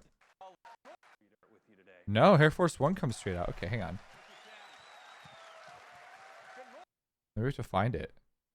Oh, it's Apple Backstage. Okay, this must be the one you were thinking of. Yeah, with Eddie Q. Yeah. Hmm. Why did I want to direct the WWDC opening number? Good question. You know, I think I've always been attracted to risk, you know. When I shared my vision for the number, you know, they said, hey, this is just a developers conference, you know. You don't need to overthink it. But I always feel that my job as a director is to push an idea. What's that? Am I a genius? I don't know. What? Hey, David, are you ready for the walkthrough? Yeah. Who are you talking to in here? No one.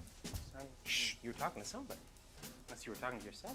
I've been working on this new app called Work Crush. It's for people who have crushes on their workmates and want to know when they're nearby. It's not for me, but yeah. Oh. Oh, hi, David. Yeah, I thought you were supposed to be guarding my door. Which one's your door? Rick, look at me. I need you angry in there, Rick. I need you angry. Did you get that email about my email not working? No. What? No. It needs to be more, you know, like... Yeah, it means bigger. Bigger. Yeah, like developers are on fire. Which iPhone you want for the main character, silver or gold? You see silver? You see gold? Okay. You see silver? Actually, Disrespect's first gig. See, I can't tell because the reflection of the flames on it, and I can't... Can you decide this later? Yeah, he's right. Let's decide it later. We'll take the gold. Gotta choose the talent for the dating app number? Yes. No. Yes. No. Yeah. The pretty one. That's you. Wow! Did you do that? Yeah. Oh my gosh, that's my coffee! Yeah! Ah! Oh, cool. Oh, that's awesome. Did you bring my sugar or anything? Ah! Who are these guys? The Tim Cookalikes you asked for. Oh, right. Tim Cookalikes. You guys are good to get wet, right? Hey! Oh, hey! You guys are the faces of WWDC. Let's go. Let's give it all. Huh? Well, you're not the real faces. You're the masks that they give you. What's this? Goat Simulator. Goat Simulator. I'm not feeling to kill it. All right, wait. Oh, that's an axe. No. Don't actually kill it, okay? There he is. Hey! David, what have you got me into here? Am I like a Victoria's Secrets guy? You are an angel investor. You, make millions off kids' dreams. So I'm just a rich guy. You're a rich guy. Bring him up! Ooh, this harness cuts the circulation off of my legs. Oh, that's all right, buddy. No worries. Go! Stop! Stop! Okay, let's run it. No. I say when we run it. Who is it? Why is he saying my words? Run it. Thank you. So many days of death time, haven't seen a ray of sunshine, locked in my coding lair. It's been days since I changed my underwear. My app is in the store. Your app is in the store. From the whiteboard to the app store, cause when I code I'm swift, boy. Yeah, I rule objective C, objective one, objective me. See the app, I made that. Download my game, you played that. App of the day, now I'm worldwide. 5 stars, now watch me shine. You made the cut, the world is yours. Now that your app is in the store, this is your break, your time to fly. So reach your hands out and touch the sky.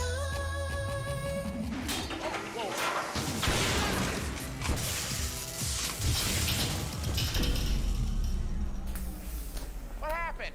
The generator's blown. Damn it! Well, can I at least get a work light?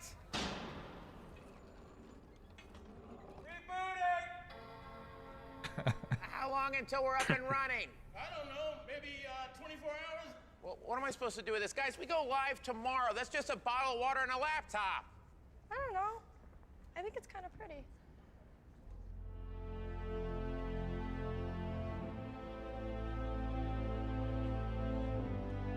All right, we'll work with it. I'll tell you what, though, whoever walks out there better have something pretty incredible to say. Yeah, I just hope he doesn't get booed. Either way, we're getting free watches out of it.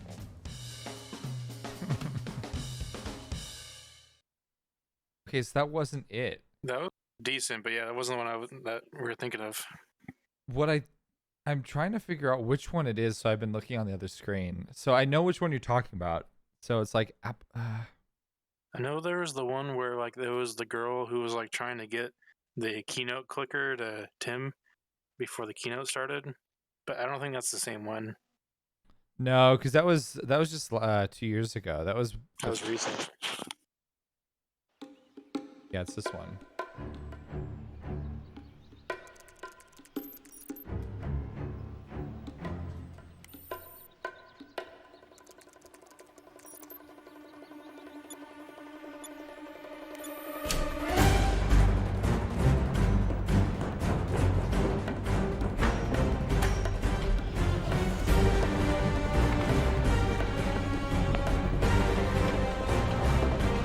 Is this when they showed off AirPods before they even announced? Maybe. No, this is 2018. The AirPods came out in 2016.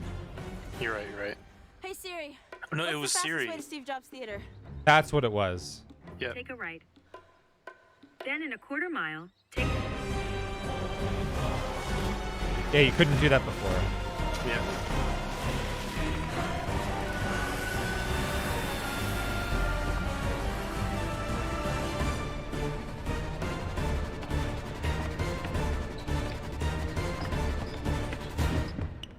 Kevin?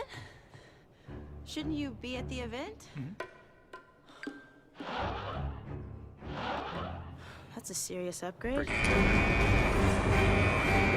Leave it to Kevin.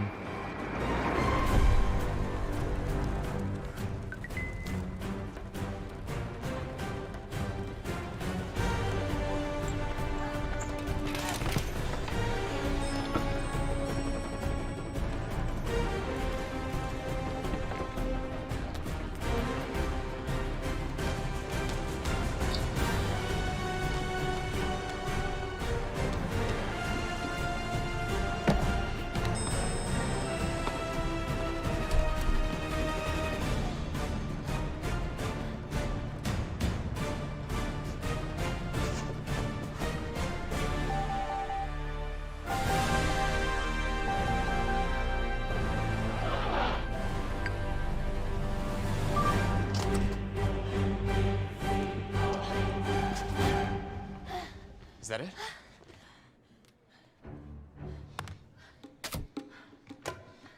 Tim. It's here.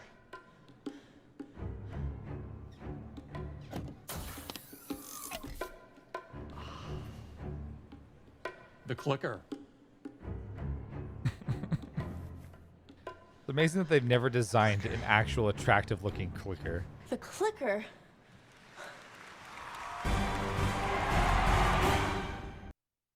I can't believe they never made their own clicker. I know, right? Like, come on, guys. Apple and Ghana. That's where we watched this. Apple Ghana. 46 Apple subscribers.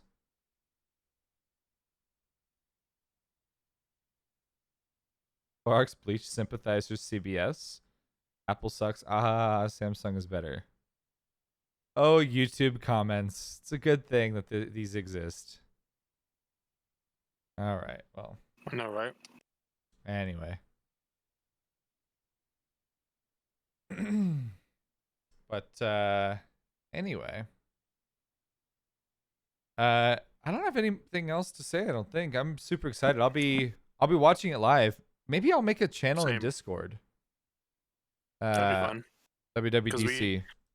Like an evolution of our iMessaging during the events.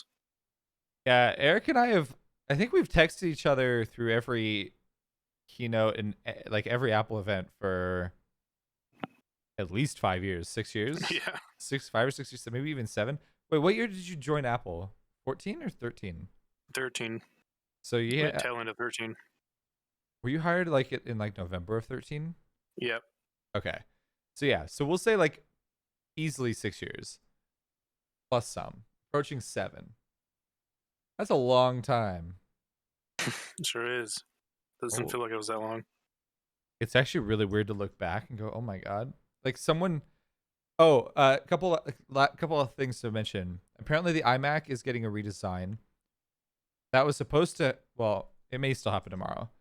It was mentioned that it was happening tomorrow, and then it was said that it's not happening. We don't know at this point whether or not we're getting a redesigned iMac, but if we do, some of the renderings are really cool looking. Yeah. Finally getting rid of the chin. Which, don't get me wrong, I still think that the current iMac looks great. Yeah, it's impressive how the design has lasted so long. When someone said it was 8 years old, I felt really bad. I was like, oh my god, I can't believe that is 8 years old. I bought the one in late 2012 was when I bought my first iMac. Right before I joined Apple, actually. I bought it, and then the following week I was hired, so I didn't get to use my discount. Rip. Yep. Yeah, because I bought it in like early to mid December of 2012, and my hire date was January 7th. But yeah, look at this thing. This is a sexy new machine, and if it really looks like an iPad on a stand, like this mock-up is, it is freaking. It is very pretty.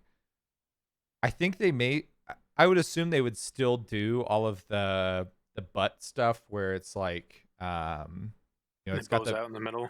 Yeah, in the back, it's kind of like extruded, it's elongated in the middle and the back. The rumor is that if one comes out tomorrow, it'll be the last Intel machine.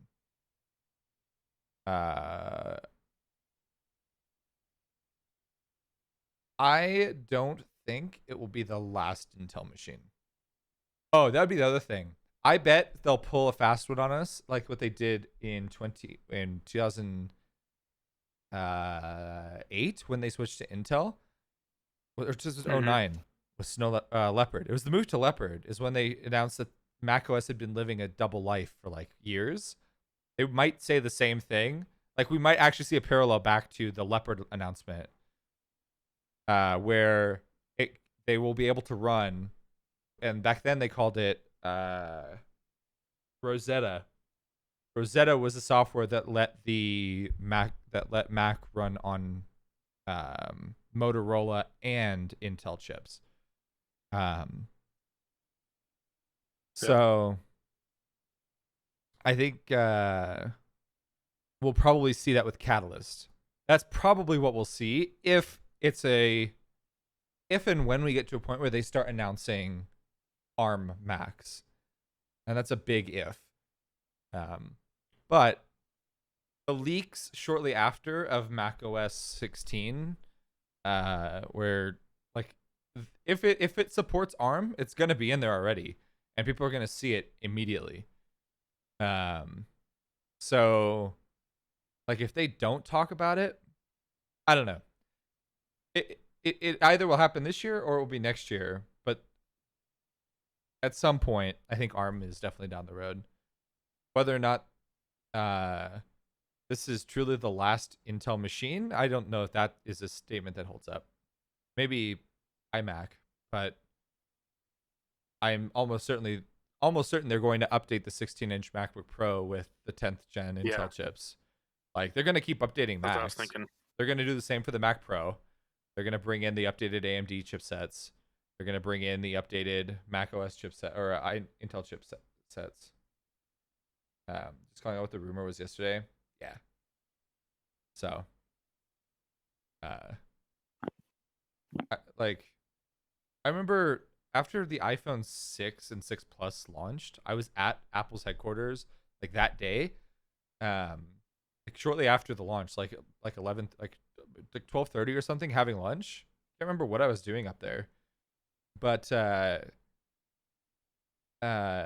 remember I was in Cafe Max and standing next to me, like 30 minutes after the 6 and 6 Plus were announced, standing next to me is some engineer on a 6 Plus reading Mac rumors, and he was reading the comments, and I go, "What are they saying?" He goes, "These people are morons," and like his comment was about both the article and the comments.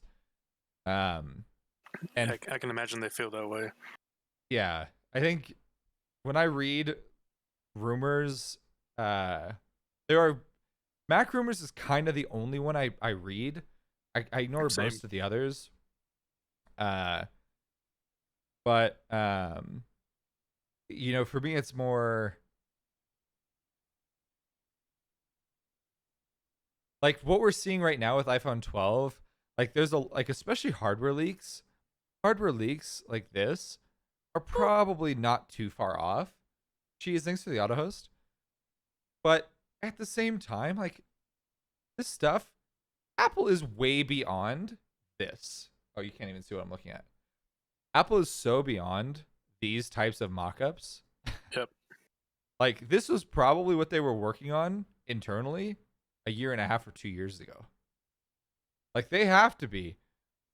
So, you know, by the time the Chinese suppliers are starting to get this stuff to like do anything, it's whatever.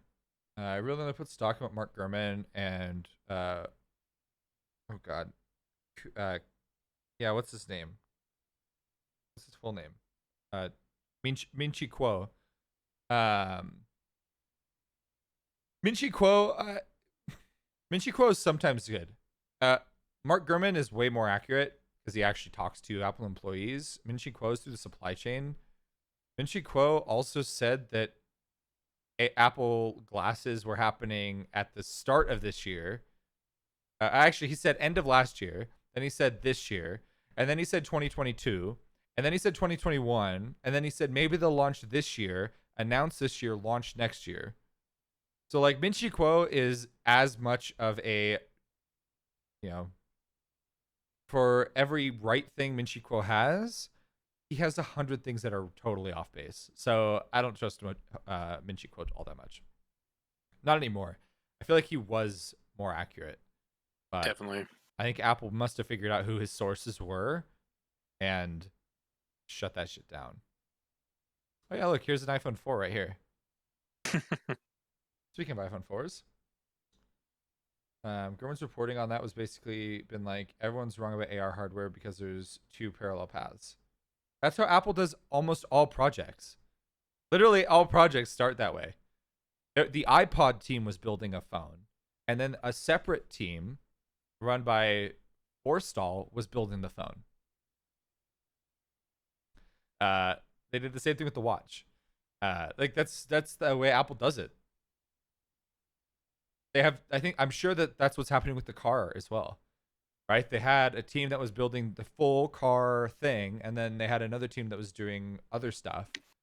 And it turned out software. they killed one because it was clearly not a path that had a route forward.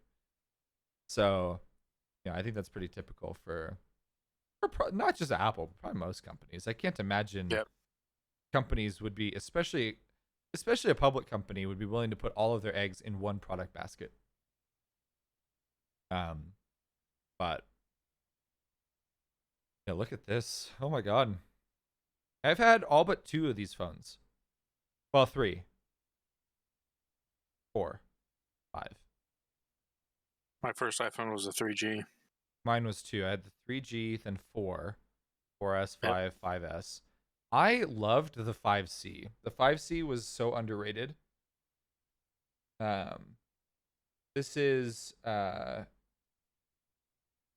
to report a message that's got spam. Sender's not in your contact list. Yeah, can we report it? Jesus, why did that not work?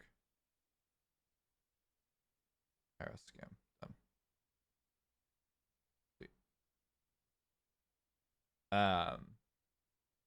I've had 0. I'm a horrible person. It's true. Q, I can confirm. Never having an iPhone makes you a horrible person for sure. I thought the 5C was, I really liked the design, and I think the idea of having a low-cost iPhone is cool. But as someone who worked behind the Genius Bar for a little while, I definitely saw the negative parts of the 5C a lot. Oh, for sure. That plastic made it super hard to replace displays. But the displays were constantly popping out because of the plastic. Yeah, it just was not a very high quality phone for sure. But the weight of it, the feeling of that plastic back, I really liked that a lot. There were a lot of things about it that I really liked as a person who used it. Like when I was on the floor, I always pulled the 5C, one of the white 5Cs, instead of a 5 or 5S. Like the team would regularly grab all the 5s and 5Ss, and I'd be like, oh yeah, give me a 5C. Like I'll take that thing. I'll use that thing all day long. Yeah, those things were super great to use at work, at least.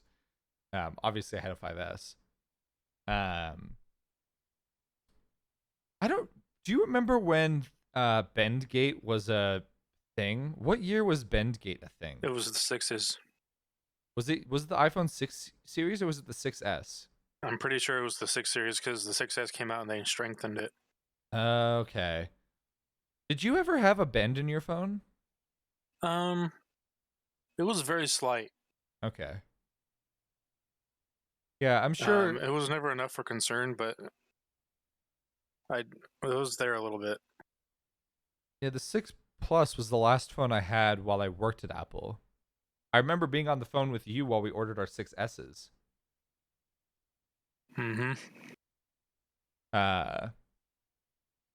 The 7, I think I got the 7 Plus Jet Black. This is the Jet Black year, I think, which is a really cool color also. Yeah, it's weird. It's weird thinking back, like how fast time has flown, like from this phone to now, like 10 right iPhones from this phone. I actually have a memory of the 5C now I'm thinking about it. I remember talking to Andrew, manager. Oh, okay, during one of my Apple interviews.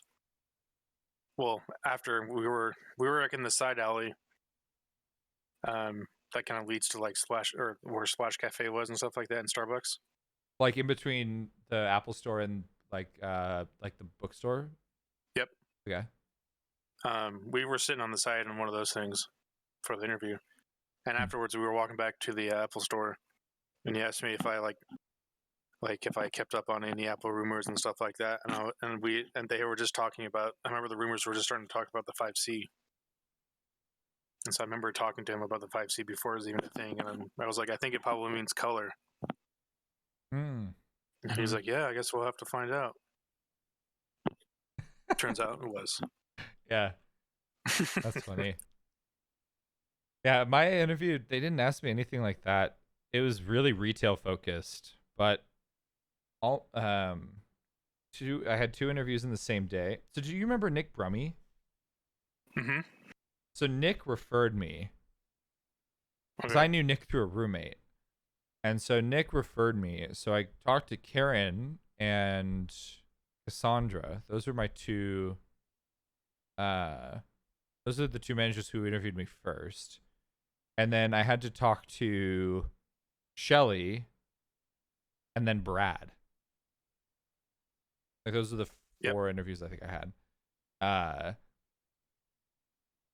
Karen and Cassandra were basically just focused on retail questions. They were like, "What's your experience in retail?" And I was like, "I don't know. I worked at Target. Like, here's all this shit. I don't know." They're like really stupid. It was a really like, they're not very great interviewers. And also, I mean, it's a retail interview too, but they just weren't very like interesting interviews. And then I talked to Shelly, and Shelly's was actually a lot more interesting. She talked a lot more about the tech. Wanted to know if I followed the company, like what I paid attention to. Like that was what Shelly cared about. She didn't ask too many retail questions. And then Brad was he basically told me I got the job, and then this was just like a formality. I'm pretty sure is what he said. But yeah, that was an interesting interview process. Yeah, I mean, I thoroughly enjoyed it. It was up until that point, it was the best interview process I had ever gone through. I agree. They were taking notes on what I was saying in my interview. Yep. I felt like they actually were listening to what I was answering. I felt like it wasn't just like a one and done interview, which made the job feel more important. Like they did a lot of really great things. And then I think it was on my it was on my Instagram. I don't know if I had Instagram back then. Probably not. But I posted a picture on Facebook at least. And so every like 7th of January or like sometime late December, I get the memory from Facebook of the notification that I was hired, which was really cool. I remember where I was because Karen called me to tell me that I was hired. I was driving back. I was like doing work. Like I was working on something at like the IHOP off of Madonna. And so like I was just getting on the freeway to drive home from that as Karen called me. Nice. So yeah. Yeah, I remember being home. How quickly did they tell you? A couple days after Brad. Because I was getting nervous because I hadn't heard anything. But I think it was just that they were all busy. I mean, it was holiday. Yeah. So understandable. And they weren't going to be able to hire me before that point anyway. Yep. I had to wait like a week and a half. Yeah, it's probably about that for me too. They because I think they wait until they're closer to like actually doing stuff, and they don't want to. I don't know why they don't tell you earlier, to be honest, but because I remember at one point, like after a week of waiting, I was like, "What the heck is going on? Like, if this is gonna be no, just tell me no." Well, so I called. Oh, you called? Yeah, I called. I was like, "Hey, I just want to let you know, I interviewed with you guys last week or whatever. I just want to make sure you guys know I'm still very interested," kind of thing. Mm-hmm. And I thanked for like the opportunity for the interviews. Mm-hmm. Just wanted to make sure they didn't forget about me. Mm-hmm. And then a couple days after that is when I got the call from Karen. Yeah, which makes sense that maybe she was the one that had to call because she was the senior manager. Yep. Or the people manager or whatever that role was. But yeah, I remember I read Buster Heine from Macroom or from Cult of Mac did an interview process with Apple Retail, and he blogged about it. And his whole thing was like very jaded about the experience, but how he felt like he was like having to jump through all these hoops as an interviewer, and like it was such like a weird experience, and like Apple was very quiet, like they didn't really tell him anything. And then he was ultimately rejected. And so yeah, I think it just it's one of those things where it's like it depends on how you view interviews. Like, if you really want to work for a company, hoops that they make you jump through don't necessarily feel like hoops. Yeah, no. They can do whatever they want and to find the right people or the people they want and feels right.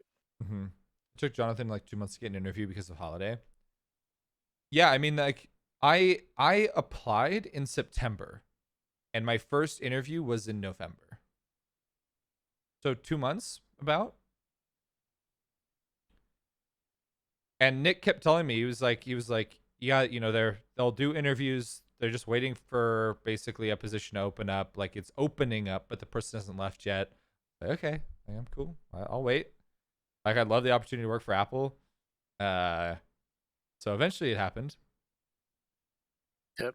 Yeah. Yeah. So for me, Gary was my ISGT, and Pete was supporting him. So Pete was transitioning into ISGT at the starting in Q2, I think, because I think it was offset, like calendar Q2. So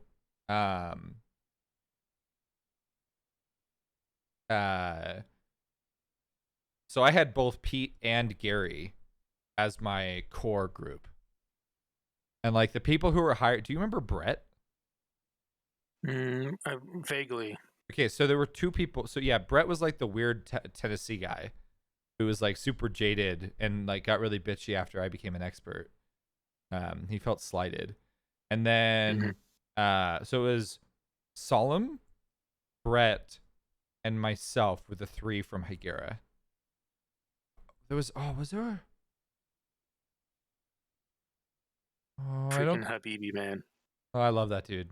Yeah. They didn't do seasonal back when we were there. They definitely hired seasonally, but it was they didn't lay off afterwards. Like they didn't. Well, they did in 2014. 2014, they definitely did seasonal hire because they hired a bunch of fucking weirdos that didn't make it through. Yeah. There's like one that's still there. Eric, some guy named Eric with a C. I remember him. Yeah. He's fucking weird. Last name with M or Morana. Yeah. Morna. Yeah. Morana. It's Morana. Yeah. Morana. Yeah. Ironically, yeah. Yeah, they hired a bunch of weirdos. But they needed people. Like the store was 20 people understaffed entering that Christmas. I remember that. That was really bad. Yep. That was really bad. Yeah, because a lot of the red zone went to the family room. So like the red zone was way understaffed, and the family room was also understaffed because like Cody Brem went to the family room. Like a bunch of people. Yeah, you went. A bunch of people went to the family room, and me in the red zone, me and the other experts were like, hello. Hello. Yeah, regular calls with 11 in the queue were a real thing through most of the summer of 14. I remember that a lot. I did like $5 million in sales over that summer, which is the slow period. That's when the college is out. Yeah. So I did 7 during that iPhone launch. Yeah. Yeah, we did a lot of sales. Oh my God. I never really paid, I can't remember any of the sales I did when I was in Red Zone. We never showed the dollar amount to non-experts. We just showed your rank on Apple Care percentage. Because when I did the Blue Report, we didn't show those numbers. Yep. Which I really liked as a Red Zone person. The Blue Report? The Blue Report, but also like not like being concerned about my personal numbers. Yeah, I mean, most people who came from normal retail would have had to carry quotas typically before. Right. And like even like at Apple, like the attachment rates, like all they would do is just like bitch at you and like maybe give you a bad review, but it didn't really impact your job. Like they weren't going to fire you because you didn't sell Apple Care. Right. And even then, that wasn't even a company-wide thing. That was just Karen and her bullshit. That we had to sell it. And I remember one time she like grilled me for the fact that my Mac attachment score rates were only at like 50%. And like Mac was only supposed to be 40.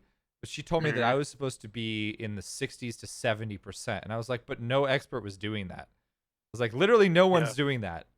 And I was like, that's also impossible. Like, try to sell AppleCare on 70% of Macs. Like, that's fucking bullshit. Yeah. Yeah, she was a bitch. She was such a bitch. I fucking hated her so much. Yeah. Oh my God. I go back there, like the couple times I've been back there, she's like tried to be nice to me, and I'm like, you still haven't gotten any promotion, and you're still working at this fucking store.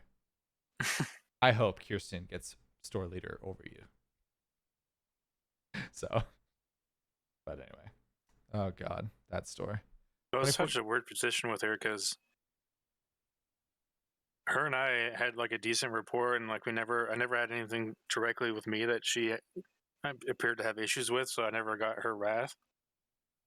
But I saw it happening all around me, and I didn't know what to do about it. It was super awkward. Yeah, she and I had like moments of like, because after that I basically just like played kiss ass, and magically we were better. But in my head I'm like, fuck you, bitch. Like, you're dumb as shit. You don't know anything. She would regularly tell customers wrong information about products. Yep. Yeah. So stupid. 2014 was the holiday of the 6th as well, which was a huge launch. I worked 19 hours on iPhone 6 launch day. I got there at 3 a.m. or during the overnight because I was just that excited. I just wanted to be there. And I stayed until close. And that was also, and part of that too is that was the first launch. So not only was it like a huge launch in terms of like volume, but also that was the launch that we started doing all the new carrier deals, like Verizon Edge, AT&T Up or Next.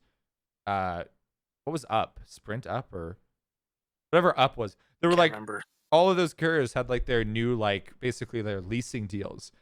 That was the first time we were going to support it. So we were rolling out that process on iPhone launch day. I remember I sat on the phone. So do you remember Kenzie? Oh yeah. Yeah. Okay. So she was on the phone for 2 hours for one activation, and she had missed her breaks and was about to be off. I had to take over that call, and I was on it for like another 90 minutes with Verizon. She had fucked that thing like 12 ways from Sunday. Like, it was so bad. You have Sprint activation feelings? Sprint was on it. They were honestly the nicest people to work with in terms of carriers. I always liked calling Sprint. Never 08. They helped me out a lot. But Sprint customers generally were lower income. They may not be actual US citizens. And so it actually caused a lot of complications in terms of activations. And the way that Sprint did some types of plans, especially legacy plans, they treated prepaid as postpaid partially, and you can't activate it. So when we would look up the account in EasyPay, we would actually see that they appeared as actually pulled up the account details, but you couldn't actually transact because when you went to enter a social, it failed because there wasn't a social because it wasn't postpaid. So Sprint had a lot of problems because of that. But Sprint activations as a whole weren't hard. Most of Apple folks for us. Sorry. It was to me, Verizon was the carrier we would have the most issues with. Verizon would make us retransact a whole new phone if it was fucked up. If you messed up the activation on a Verizon phone, you had to return the devices and re-trigger an all new activation. And then you'd have to call Coos to get the phone activated. What were you going to say, Eric? Well, I was going to say, for us, in particular, our store where we were in California, I feel like, at least from what I noticed, Sprint customers were a lot less common just because the carrier didn't have much of a foothold in our area. The coverage was really bad. True. And so we didn't have a lot of Sprint customers compared to everybody else. True. Which is different for other places. Yeah, and that might be also what's coloring that for me too, is that I didn't have the number of like Verizon customers or AT&T customers. T-Mobile was even fewer. Yeah, T-Mobile's fewer. T-Mobile actually was actually T-Mobile's activations were kind of easy because you could activate it on the website. That was so if you fucked it up, you can just log in if the customer knew their details, and you could just activate it through the customer-facing website. That was after they did all their like uncarrier stuff. I really like T-Mobile. I'm on them now. They're a great carrier. One for a couple of years they were using AT&T's towers in addition to their own. I'm not sure if they're still doing that. Thanks to AT&T trying to acquire them. Yep. That whole backlash from the FTC was awesome for if you were a T-Mobile customer. But they're also Sprint. Yeah, but it doesn't really mean anything. The fact that the network is CDMA, LTE, but fucking weird ass Sprint bands, like I think 11 and 14, which are also used by China with TD-LTE. And then regular GSM, like that network is going to take like 10 years to consolidate. So the fact that they're one carrier doesn't really mean anything. Not yet, at least. In like 10 years, they might be really interesting. Right now, it's two totally separate networks. There's really, I don't really know what is happening there. But no, Sprint was actually a good carrier to work with. Like I said, the customer service were always very friendly. There was never a wait time because there's like no Sprint customers, as far as I could tell. No one bought Sprint, which is probably why they were acquired. I mean, SoftBank bailed them out in like 2013 or something, 2014, something like that. SoftBank came in to try to save them. But yeah. And AT&T was super annoying to call because you had to actually get a carrier token. I can still call Coos. I haven't worked for Apple in 5 years, and I can still call Coos. And I'm not going to say I have, but I can confirm that it still works. So I can still call Coos. Sounds good, Eric. What was SoftBank's last success in the US? We work. Oh the god. Yeah, SoftBank. What is Japan doing? Yeah, no, it's funny. There's really like random things that I remember about working at Apple that like little things that like I'll remember forever that are just like so unique, such unique experiences. The exhaustion of dealing with customer service as customer service, like having a customer waiting for you to talk to a customer service person is like one of the weirdest feelings, where you're just like on the phone because it's out of your control.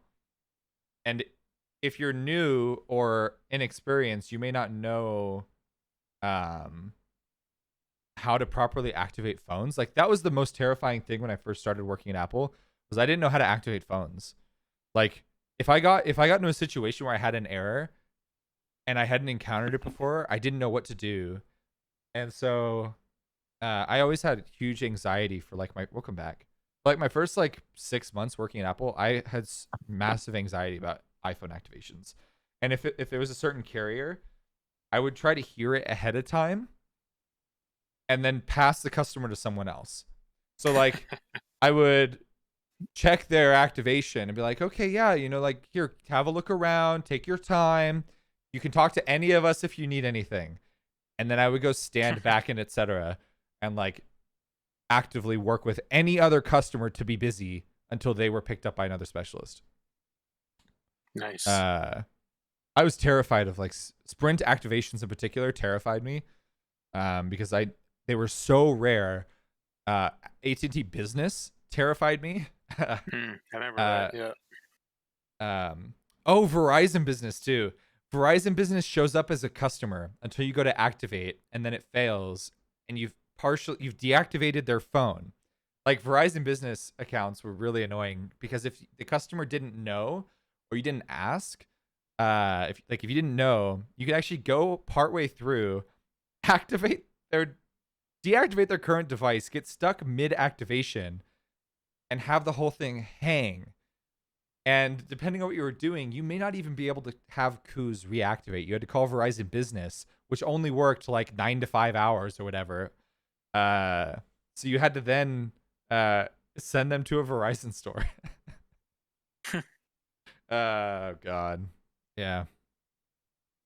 Phone activations. It's a shit show. And then people would like get frustrated with me when I would tell them that they were about to be hit with, if they bought multiple phones, multiple $30 activation fees. And I tried to explain that, yeah, it's not Apple charge. Like, it's not, I'm not charging you $30. It's your carrier. They'd be like, well, my carrier doesn't charge me that. They do. I promise you they do. You can go talk to them. And like, we'd be like all the way at the end of the activation. And they'd be like this happened a couple of times. Customer would be all the way at the end of the activation. They would be pissed that they had to pay a fee. And like, that would be the thing that would stall the deal. They would then say, stop the whole thing. And I go, okay, well, I've already activated this new phone because the phone's active before they pay. You've deactivated their old phone and activated the new phone with their number before they've given you money. And so they would then have to sit there for like 30 minutes while you reversed it and called Verizon to reactivate their device, or AT&T or whatever, to reactivate a SIM card. God. Some people. Mm-hmm. But I anyway. definitely didn't miss phone activations going to family room. No, you guys would always throw them to the sales team. Fucking Red Zone. Like, we have an iPhone upgrade program. Remember those? Oh, yeah. I tried not to do that as much as possible. That was such a scuzzy thing to do. Like, Apple had this thing in 2013 or 2014 where instead of trying to... if a customer had damaged their phone, you would convince them that the best thing to do was to not fix it and to just buy a new phone as a service person, which goes against everything that Genius Bar stood for. This is like, was this an Angela Ahrens thing? I have no idea whose it was. I would only ever offer it if they had an upgrade available and it was cheaper than the repair option. Right. That's the only time I would ever even think about offering that as an option. And I wouldn't push them for it. I would just offer it as an option. Yeah. Because it just felt weird. Well, and there would be times like Provenzano would send people to he was the worst. He would just check and just send them all the time. And then I would talk to them and I would go, wait, you have Apple Care on your device. You don't need to upgrade. And I would get them back to Family Room on point and go, hey, this is an iPhone upgrade that someone sent me, but realistically, like they have Apple Care. They just need to do an Apple Care like screen replacement. David Peel was nice, but he was definitely the king of pass off. Oh, it was horrible. There were a couple people that were like that. Who else passed people off like that too? Oh God. I really liked Betsy, but Betsy would do that too.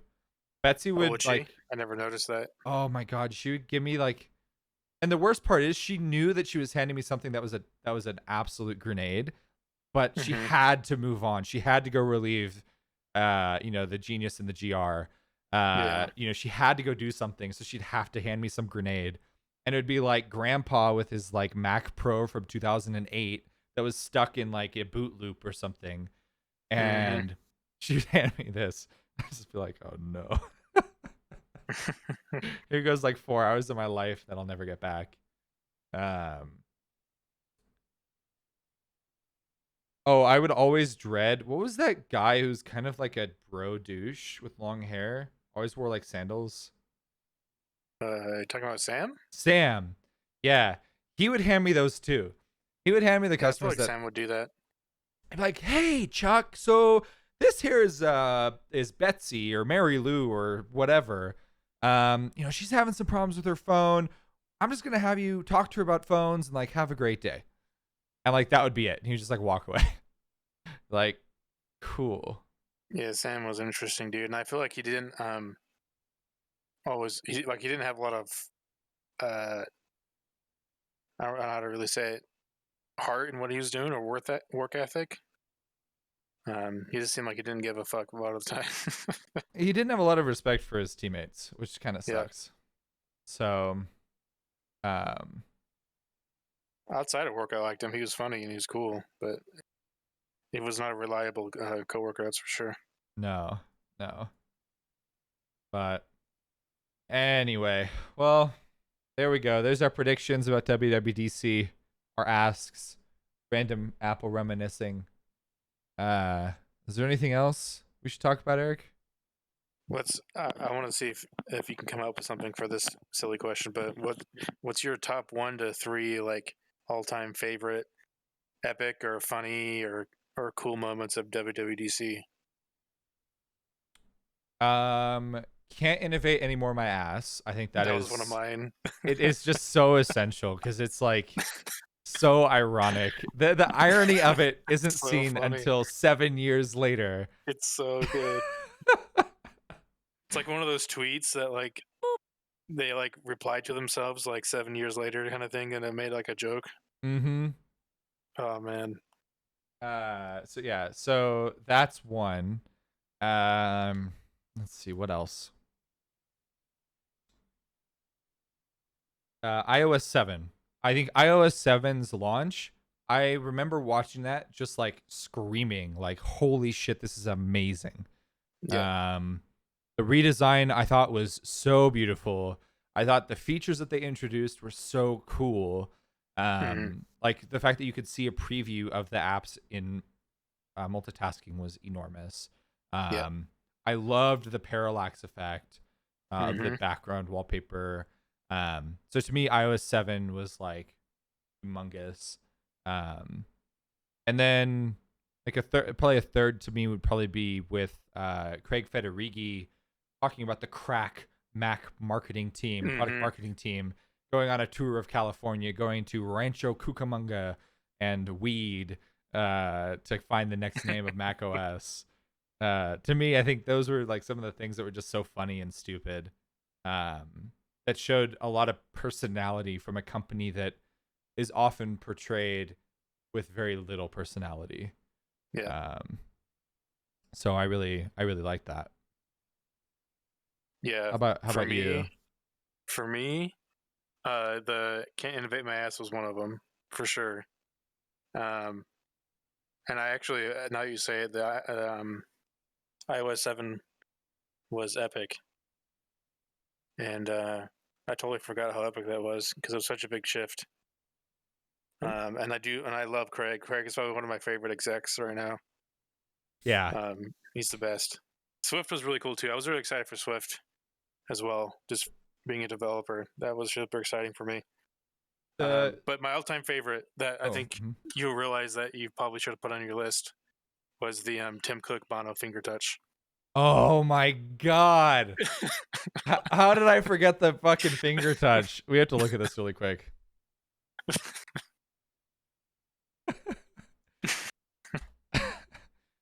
Was this WWDC or was this an iPhone launch? Yeah, it may have not been. I thought it was. I thought they like brought him on at the end like they do sometimes, but it may have been an iPhone launch. It's September of 14, but oh, okay. Let's see. Sometimes these bleed together. Oh god. This is so awkward. One.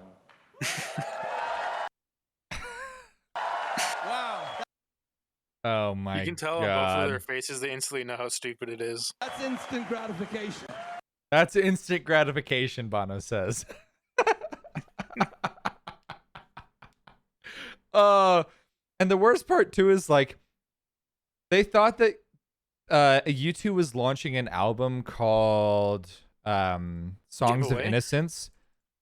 Oh yeah, that's right. That's right. Songs of Innocence, and they just gave it to every person who had used iTunes ever, and people were fucking had this U2 pissed that they get this U2 album, which actually wasn't horrible, but everyone hated it purely like it was destroyed by the fact that they gave it to everyone, and it was just automatically downloaded to everyone's phones. The U2 debacle. Like, the Miracle of Joy is actually a really great song, and I've used it in a lot of different, like, work projects because it's a great intro build type thing. I wonder, like this part is so good. This build. This is when they announced the Apple Watch too. Yeah, 2014. I would say, like, to me, the Apple Watch intro video, That was the really reveal, the Apple Watch reveal video to me was epic because you knew what was coming, but we didn't really know what it looked like. We didn't really have a sense of it. This to me has some of the best music of any of Apple's like promo videos. Here we go. Let's watch it real quick.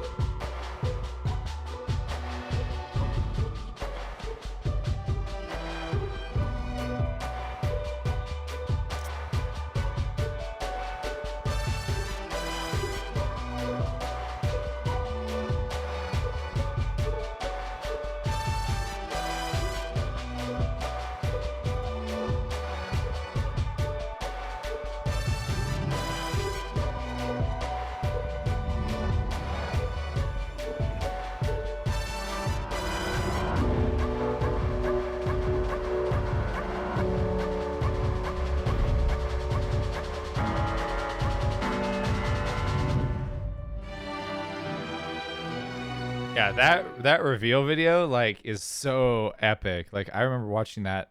I watched that. Obviously, I watched it live. And then they had 3 different videos that accompanied it that talked about the materials, where they talked about the stainless steel, the aluminum, and the gold that were really awesome. Also, yeah, I think. Oh, this is different. Yeah, here's like the aluminum one. Yep. But to me, this was pretty awesome, I think. And then yeah, so I've been to me this is one of my favorite product reveals. iOS 7's video was amazing. I think the iOS 7 video was really great because they actually like walked you through their design thought and process, which I think was really cool. Yeah, the freaking Apple Watch. I remember this thing, dude. Oh my god. It was such a turd. It basically did nothing. It was so horribly slow. It kind of sucked at being a watch. But they iterated quickly. The second gen was dramatically better than the first. Yep. And then third and fourth. I mean, the Apple Watch Series 4 was awesome. Series 5 with the always on display. Money. Perfect. I love it. I have no complaints about my Apple Watch. Just things I wanted to do. I wanted to tell me my blood glucose levels. It'd be cool if it could tell me my oxygen saturation in my blood.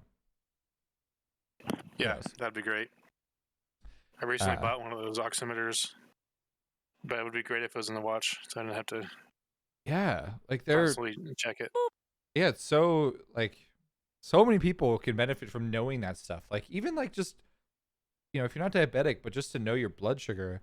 It tells you so much more about what you're eating and how your body's reacting to different foods. Like, I don't know. I think that stuff is really awesome. And I hope that we get to a point where they can integrate that type of stuff in the watch. But yeah, the The Apple Watch is probably one of the coolest product launches. I was thinking about during the video just now, the fact the Apple Watch was so exciting because it was the first time we had a new like product line since the iPad, like major product. Mm-hmm. And I'm realizing the amount of time from the Apple Watch to the iPad is the same as we are from now to the Apple Watch. Yep. But I would. It's hard to like. The Apple Watch is absolutely a hero product. The hard thing for me is that I almost put AirPods in a hero product category. Yeah, I was thinking about that. Like, they're not a hero product, but they are for a lot of reasons. Like, the AirPods are one of the best products Apple has made in years. Like, I love them. They are amazing. And when they don't work at the level that you want them to, they basically just become a normal Bluetooth. Like, the inconvenience of normal Bluetooth is basically the worst AirPods get. Like, when they don't connect properly, that's just normal Bluetooth. And it doesn't really happen ever with Pros, and they never really happened once I got the 2nd gen AirPods. The 1st gen I had, I used every single day, all day, for almost 2 years. I still have my 1st gen. I do too. They're in my backpack. I carry them around. I charge them occasionally just in case I get to a point where I need headphones. Yep. We were talking about something else video wise, right? Oh, when was the last time you watched the iOS 7 video? Oh, it's been a long time. I can already remember a lot of it, but I haven't watched it for years. Yeah, let's watch it. Just for funsies.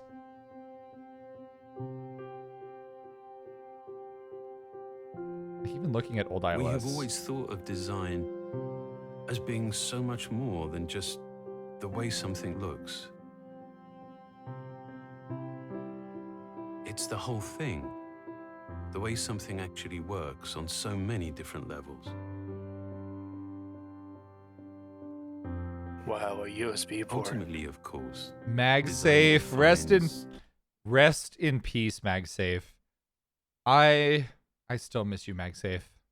Come back to us. I miss MagSafe. Come back to us, MagSafe. So much of our experience. Look at that dock.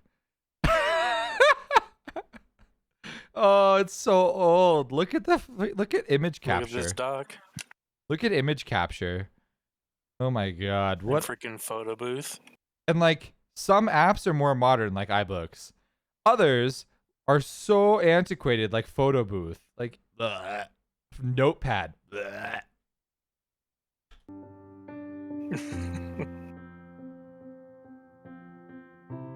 Yeah, I like the Mavericks wallpaper too. Yeah, it was cool. I think there is a profound and enduring beauty in simplicity, in clarity, in efficiency. True simplicity is derived from so much more than just the absence of clutter and ornamentation. It's about bringing order to complexity.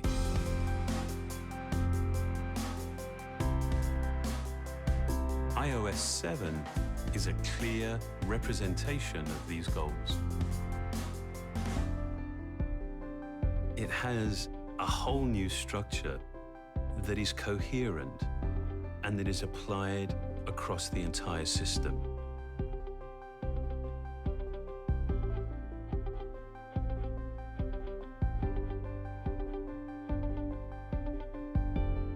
We've considered the tiniest details, like refining the typography, to much larger ones, like redesigning all the icons. And developing a grid system allowed us to achieve a much more harmonious relationship between individual elements. We've also incorporated a whole new palette of colors.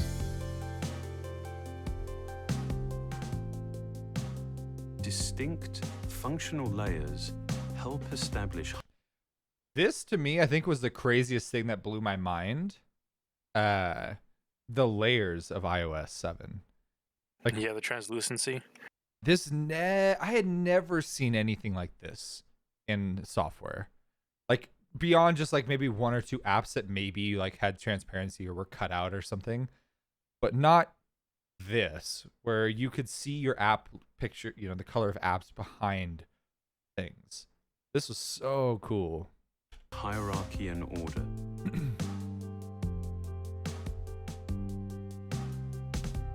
And the use of translucency gives you a sense of your context. These planes, combined with new approaches to animation and motion, create a sense of depth and vitality.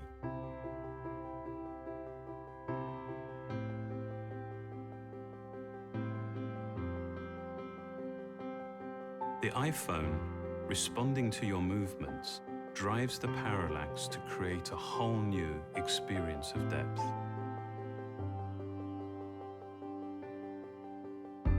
In many ways, we've tried to create an interface that is unobtrusive and deferential. One where the design recedes, and in doing so, actually elevates your content. Even the simple act of changing your wallpaper has a very noticeable effect on the way your iPhone looks and feels across the entire system. While iOS 7 is completely new, it was important to us to make it instantly familiar. We wanted to take an experience that people know very well and actually add to it, to make it more useful, to make it more enjoyable. In addition to the redesigned user interface, iOS 7 comes with some great new features and enhancements. Now, the controls you want to access quickly are all in one convenient place with Control Center. One swipe from any screen opens up a set of useful controls. And Notification Center is now available from the lock screen with a new at-a-glance view I feel of like your this is day. before Craig became his own. Multitasking lets you jump from app to app much more intuitively. It actually pays attention to which apps you use most and automatically keeps your content up to date in the background. This is before Craig was able to show his personality, because Forstall was only fired like 9 months before. Now you can just swipe between modes, from video to still to square, while using a new palette of filters. Your iPhone knows the time and location for each of your photos. The Photos app uses this information to intelligently organize your pictures by clustering them into moments and collections. And now, This is with a feature iCloud that I Photo don't Share, think people appreciate. I love this. The fact that it still does this today, where it groups pictures based on location and date. And like, this is awesome. It makes it so easy to find photos now. Like, I love this. into moments and collections. And now, with iCloud Photo Sharing, friends and family can contribute their own photos and videos to your shared albums. With over 800,000 apps, the App Store is the world's largest app marketplace. iOS 7 now features Popular Near Me, a new way to find a curated collection of apps based on your current location. This didn't last very long. I remember this, yeah. That was so stupid. He used to show up on the lock screen makes too, it like at easy to Apple share Store. with people near I would you. see the Starbucks app in the bottom corner all the time. Oh my god, that's right. It would try to suggest apps based on location. Yep. Oh my god, I forgot that. Forgot that was a thing. Oh my god. Not something you want to share? AirDrop. Thank god that doesn't happen anymore. That was so bad. Oh, iBeacons. iBeacons were a feature of iOS shows 7. you your contacts close by. Just select who you want to share with, and AirDrop does the rest. Oh, V1 AirDrop for mobile. And if someone's not in your contacts, Good you old just AirDrop. activate AirDrop. No and more you can send bumping your them phone files like too. like noobs on Samsung. Safari's redesigned user interface lets you see more of your content, starting with full screen browsing. The unified search field helps simplify searching, and there's a new view for your bookmarks. Show me the there's keyboard. Show me the keyboard with the period, the you search field. you fuckers. I know it's still there. And also a new way to see your No, no, no, no, no. We get to see it. Show me. Safari tabs. Sorry, quick anecdote. My mom had 97 tabs in Safari when I used her phone a couple weeks ago. 97 Safari tabs. I go, Mom, why do you have 97 tabs? She goes, wait, they don't close themselves? I go, you can turn that on. She's like, yeah, I don't even know what half of those are. I'm like, you probably don't know what most of these are. It's like, oh my God. 97 I couldn't believe it. My jaw dropped. Couldn't believe it. Siri is now even more helpful and informative. We've integrated Twitter and Wikipedia. And with new male and female voices, Siri sounds better than ever. Okay, I found this on Wikipedia. And a big thing here that changed with Siri. Remember, Siri used to appear out of the bottom of your phone, like the app switcher in old iOS, right? It just like poked its little head up out of the bottom, like, "Hi there, I don't know how to do anything. Hello." And this Siri became like a whole app. This is so cool. The little waveforms. Siri can assist you in new ways by doing things like changing the settings. Setting changes on your iOS device. Okay, Bluetooth is on. iTunes Radio is a great way to discover new music. We've created many featured stations, drawing from the best selection of songs online. It's easy iTunes for you to Radio. create your own stations. And when you hear something you'd like to purchase, it's just a tap away. iOS 7 brings with it the most significant changes that we've made to the user interface since the introduction of the very first iOS. To create it, we brought together a broad range of expertise from design to engineering. With what we've been able to achieve together, we see iOS 7 as defining an important new direction and in many ways a beginning. Here's the funny thing about this. Eric, you'll probably remember this. There was no beta of iPad for this. Right? The beta was not available at the time. You couldn't use the beta at launch. And I have screenshots from Instagram on that day. So I pulled these out a couple weeks ago when I was talking about 7 years of being gay and out. And so this was one that we had shared. This is a picture of that day of WWDC 2013. I posted a picture to Instagram of it. I just sitting here looking at my setup. I'm like, wow, my setup has changed a lot in 7 years. Most notably, I no longer use a wireless mouse, thank God. And my Sphero is officially gone. I don't have just the charging puck there anymore. I just don't have a Sphero anymore. What a setup. And then I have a screenshot from that night after I'd installed it. Look at this.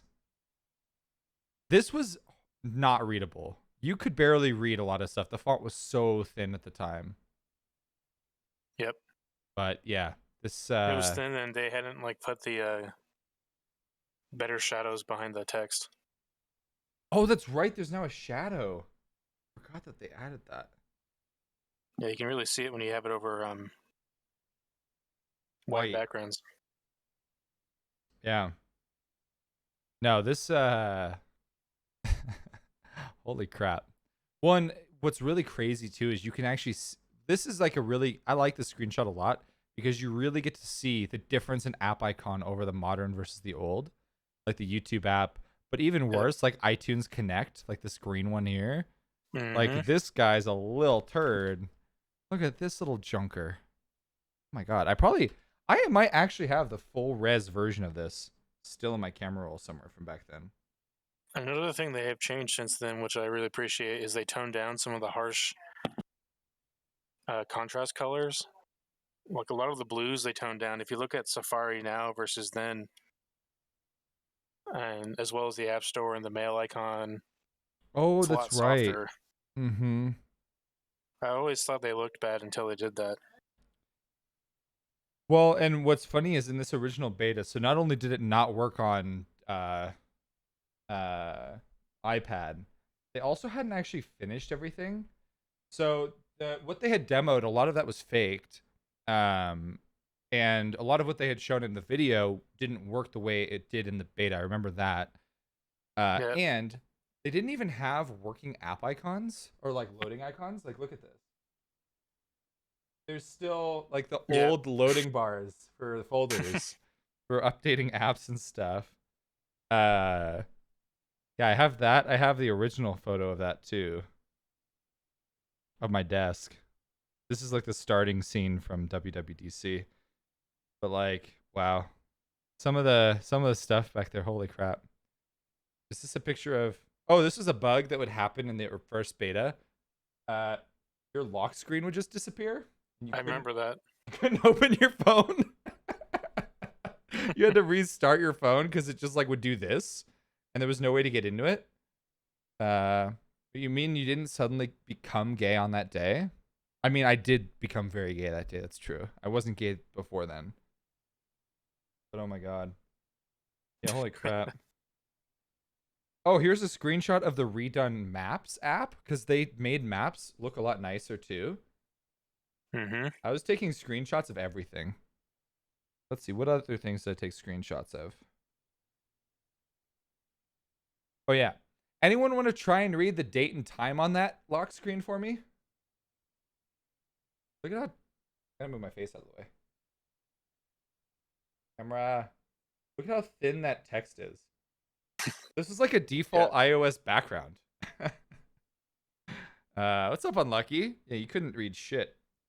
And what's funny is it actually looks more readable on camera. It's harder to read on my phone screen. Yeah, as much as I like thin text, I think they overdid it in a lot of places. Yeah, and they changed it a lot through the betas. Like, they changed so much in the betas. This was iPhone launch day, September 23rd, 24th, 2013. Oh, this was the 5S launch. I think I probably have pictures of launch day of 2014 of the 6 Plus. Okay, so this was... I think Brandon in Back of House did this. He made a mock-up of how big the new phones were in Back of House and did like a cardboard cutout so we could get a sense of how big the new phones were gonna be. And then the one more thing was the Apple Watch. I remember that. They did one more thing. Oh, this is... I took a bunch of pictures of visuals. Oh, here's the visuals team from... Here's a picture... Here's a picture after visuals was done on Oh, my phone's in do not rotate one. A picture from after we were done with visuals. Nice. That year. I have my reservation pass for my iPhone 6 Plus. Remember those? Still have that. It's actually still in my passbook. And then I did like a whole like photo series of unboxing. It's like, here's one. There was no picture. This is just like a white box this year, I think. Remember that? Hello. Yeah. WWDC is Worldwide Developer Conference. It's Apple's yearly developer conference. Yeah, and it's happening tomorrow. So I was tempted to like live stream it, like live reaction to stuff.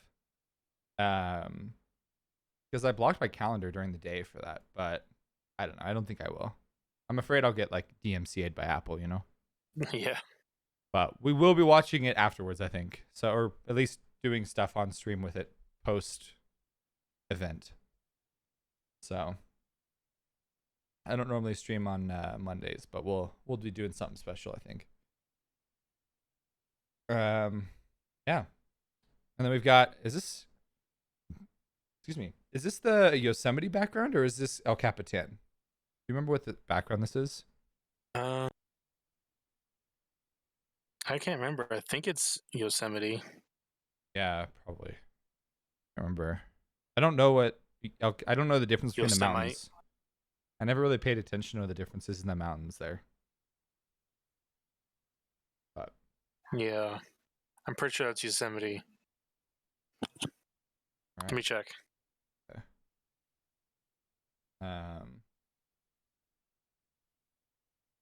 But yeah. Yeah, El Capitan had the half dome on the other side. Okay. Oh, final prediction. So, what do you think Mac OS is going to be called this year? So right now it's shoot. Catalina.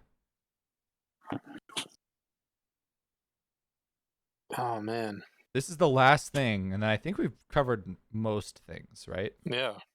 We've talked for almost 3 hours. I guess the first question is, do you think they're going to keep with the California names? Probably. The point was that this is supposed to last for the next 10 years. And they When did renamed switch it over? 2013. Okay, so they got a couple years yet. Mm-hmm.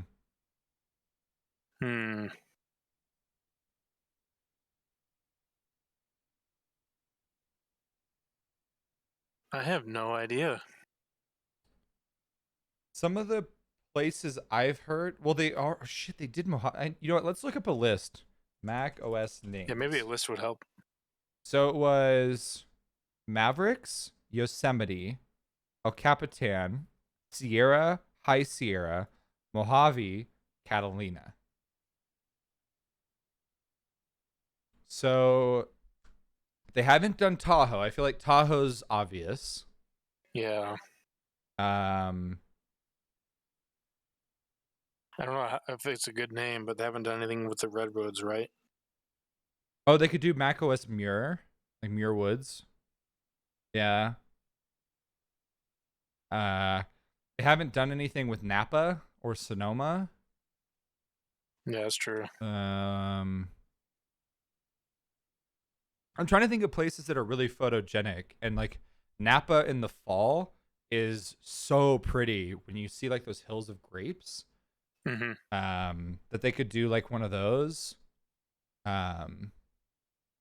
So what you're saying is you don't think it's going to be macOS Fresno?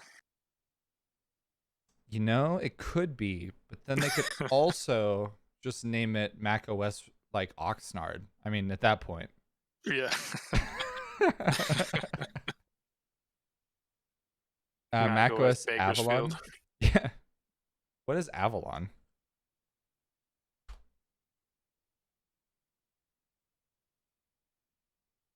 Avalon, California. Oh, off Catalina. Okay, so that's like the harbor on Catalina Island. Yeah, I guess this is going to be like a minor update, right? Well, maybe, but maybe not. Not I like mean, minor, but I mean, they could have just kept pushing Mojave. Like they could have done like Joshua Tree. Like they could have. Oh, you're right. Like they could have done that. Like if they were always gonna do doubles. So maybe they do that. Petaluma. Petaluma might be okay.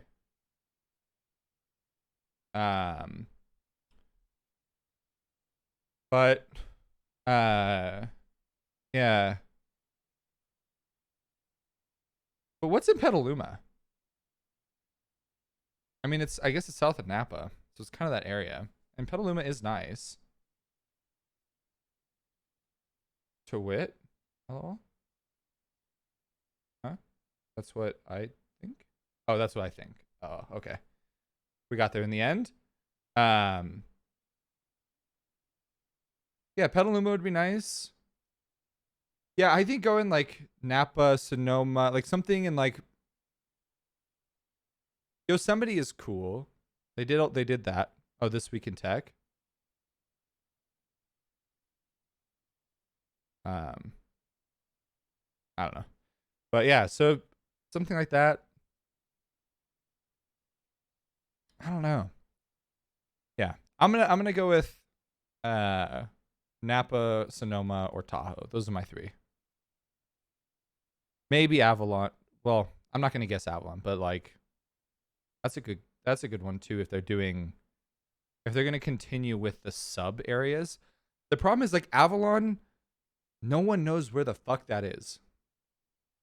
Like El Capitan is at least like no one even knows where Catalina is. First of all, if you're not from California, you don't know what Catalina is.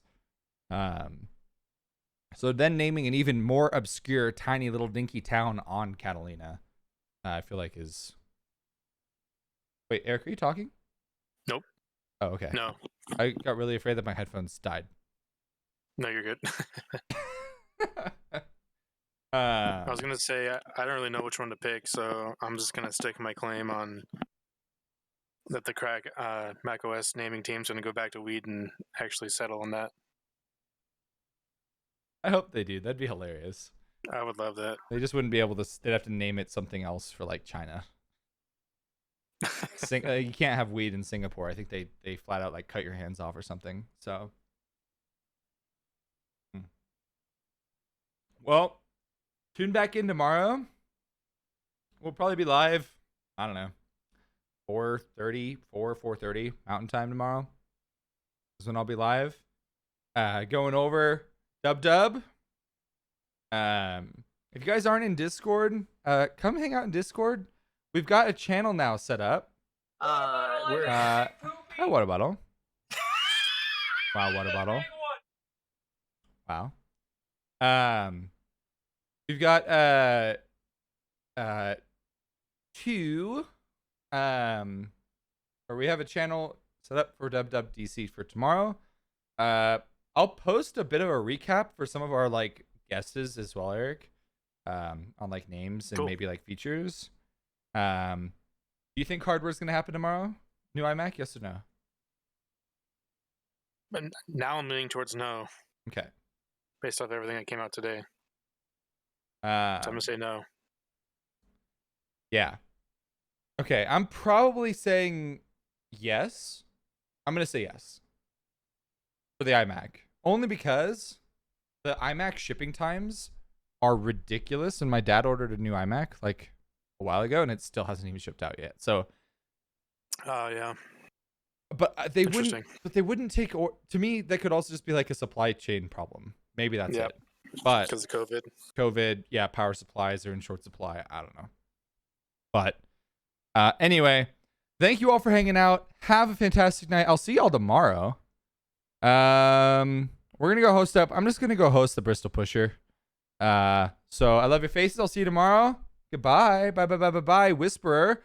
I see that as well. I saw that all over that site. So yeah, hit me up on Discord. All right. Hey GC, I love you too, dude. Have a fantastic night. Did you need to hit me up for something? Hit me up. GC, if you needed to hit me up. Fish, water bottle, Matt, Evil, E-Bigs. I love you all. Have a great night. GC, have a great night. I love your faces. And I'll see you guys later. Bye. Bye.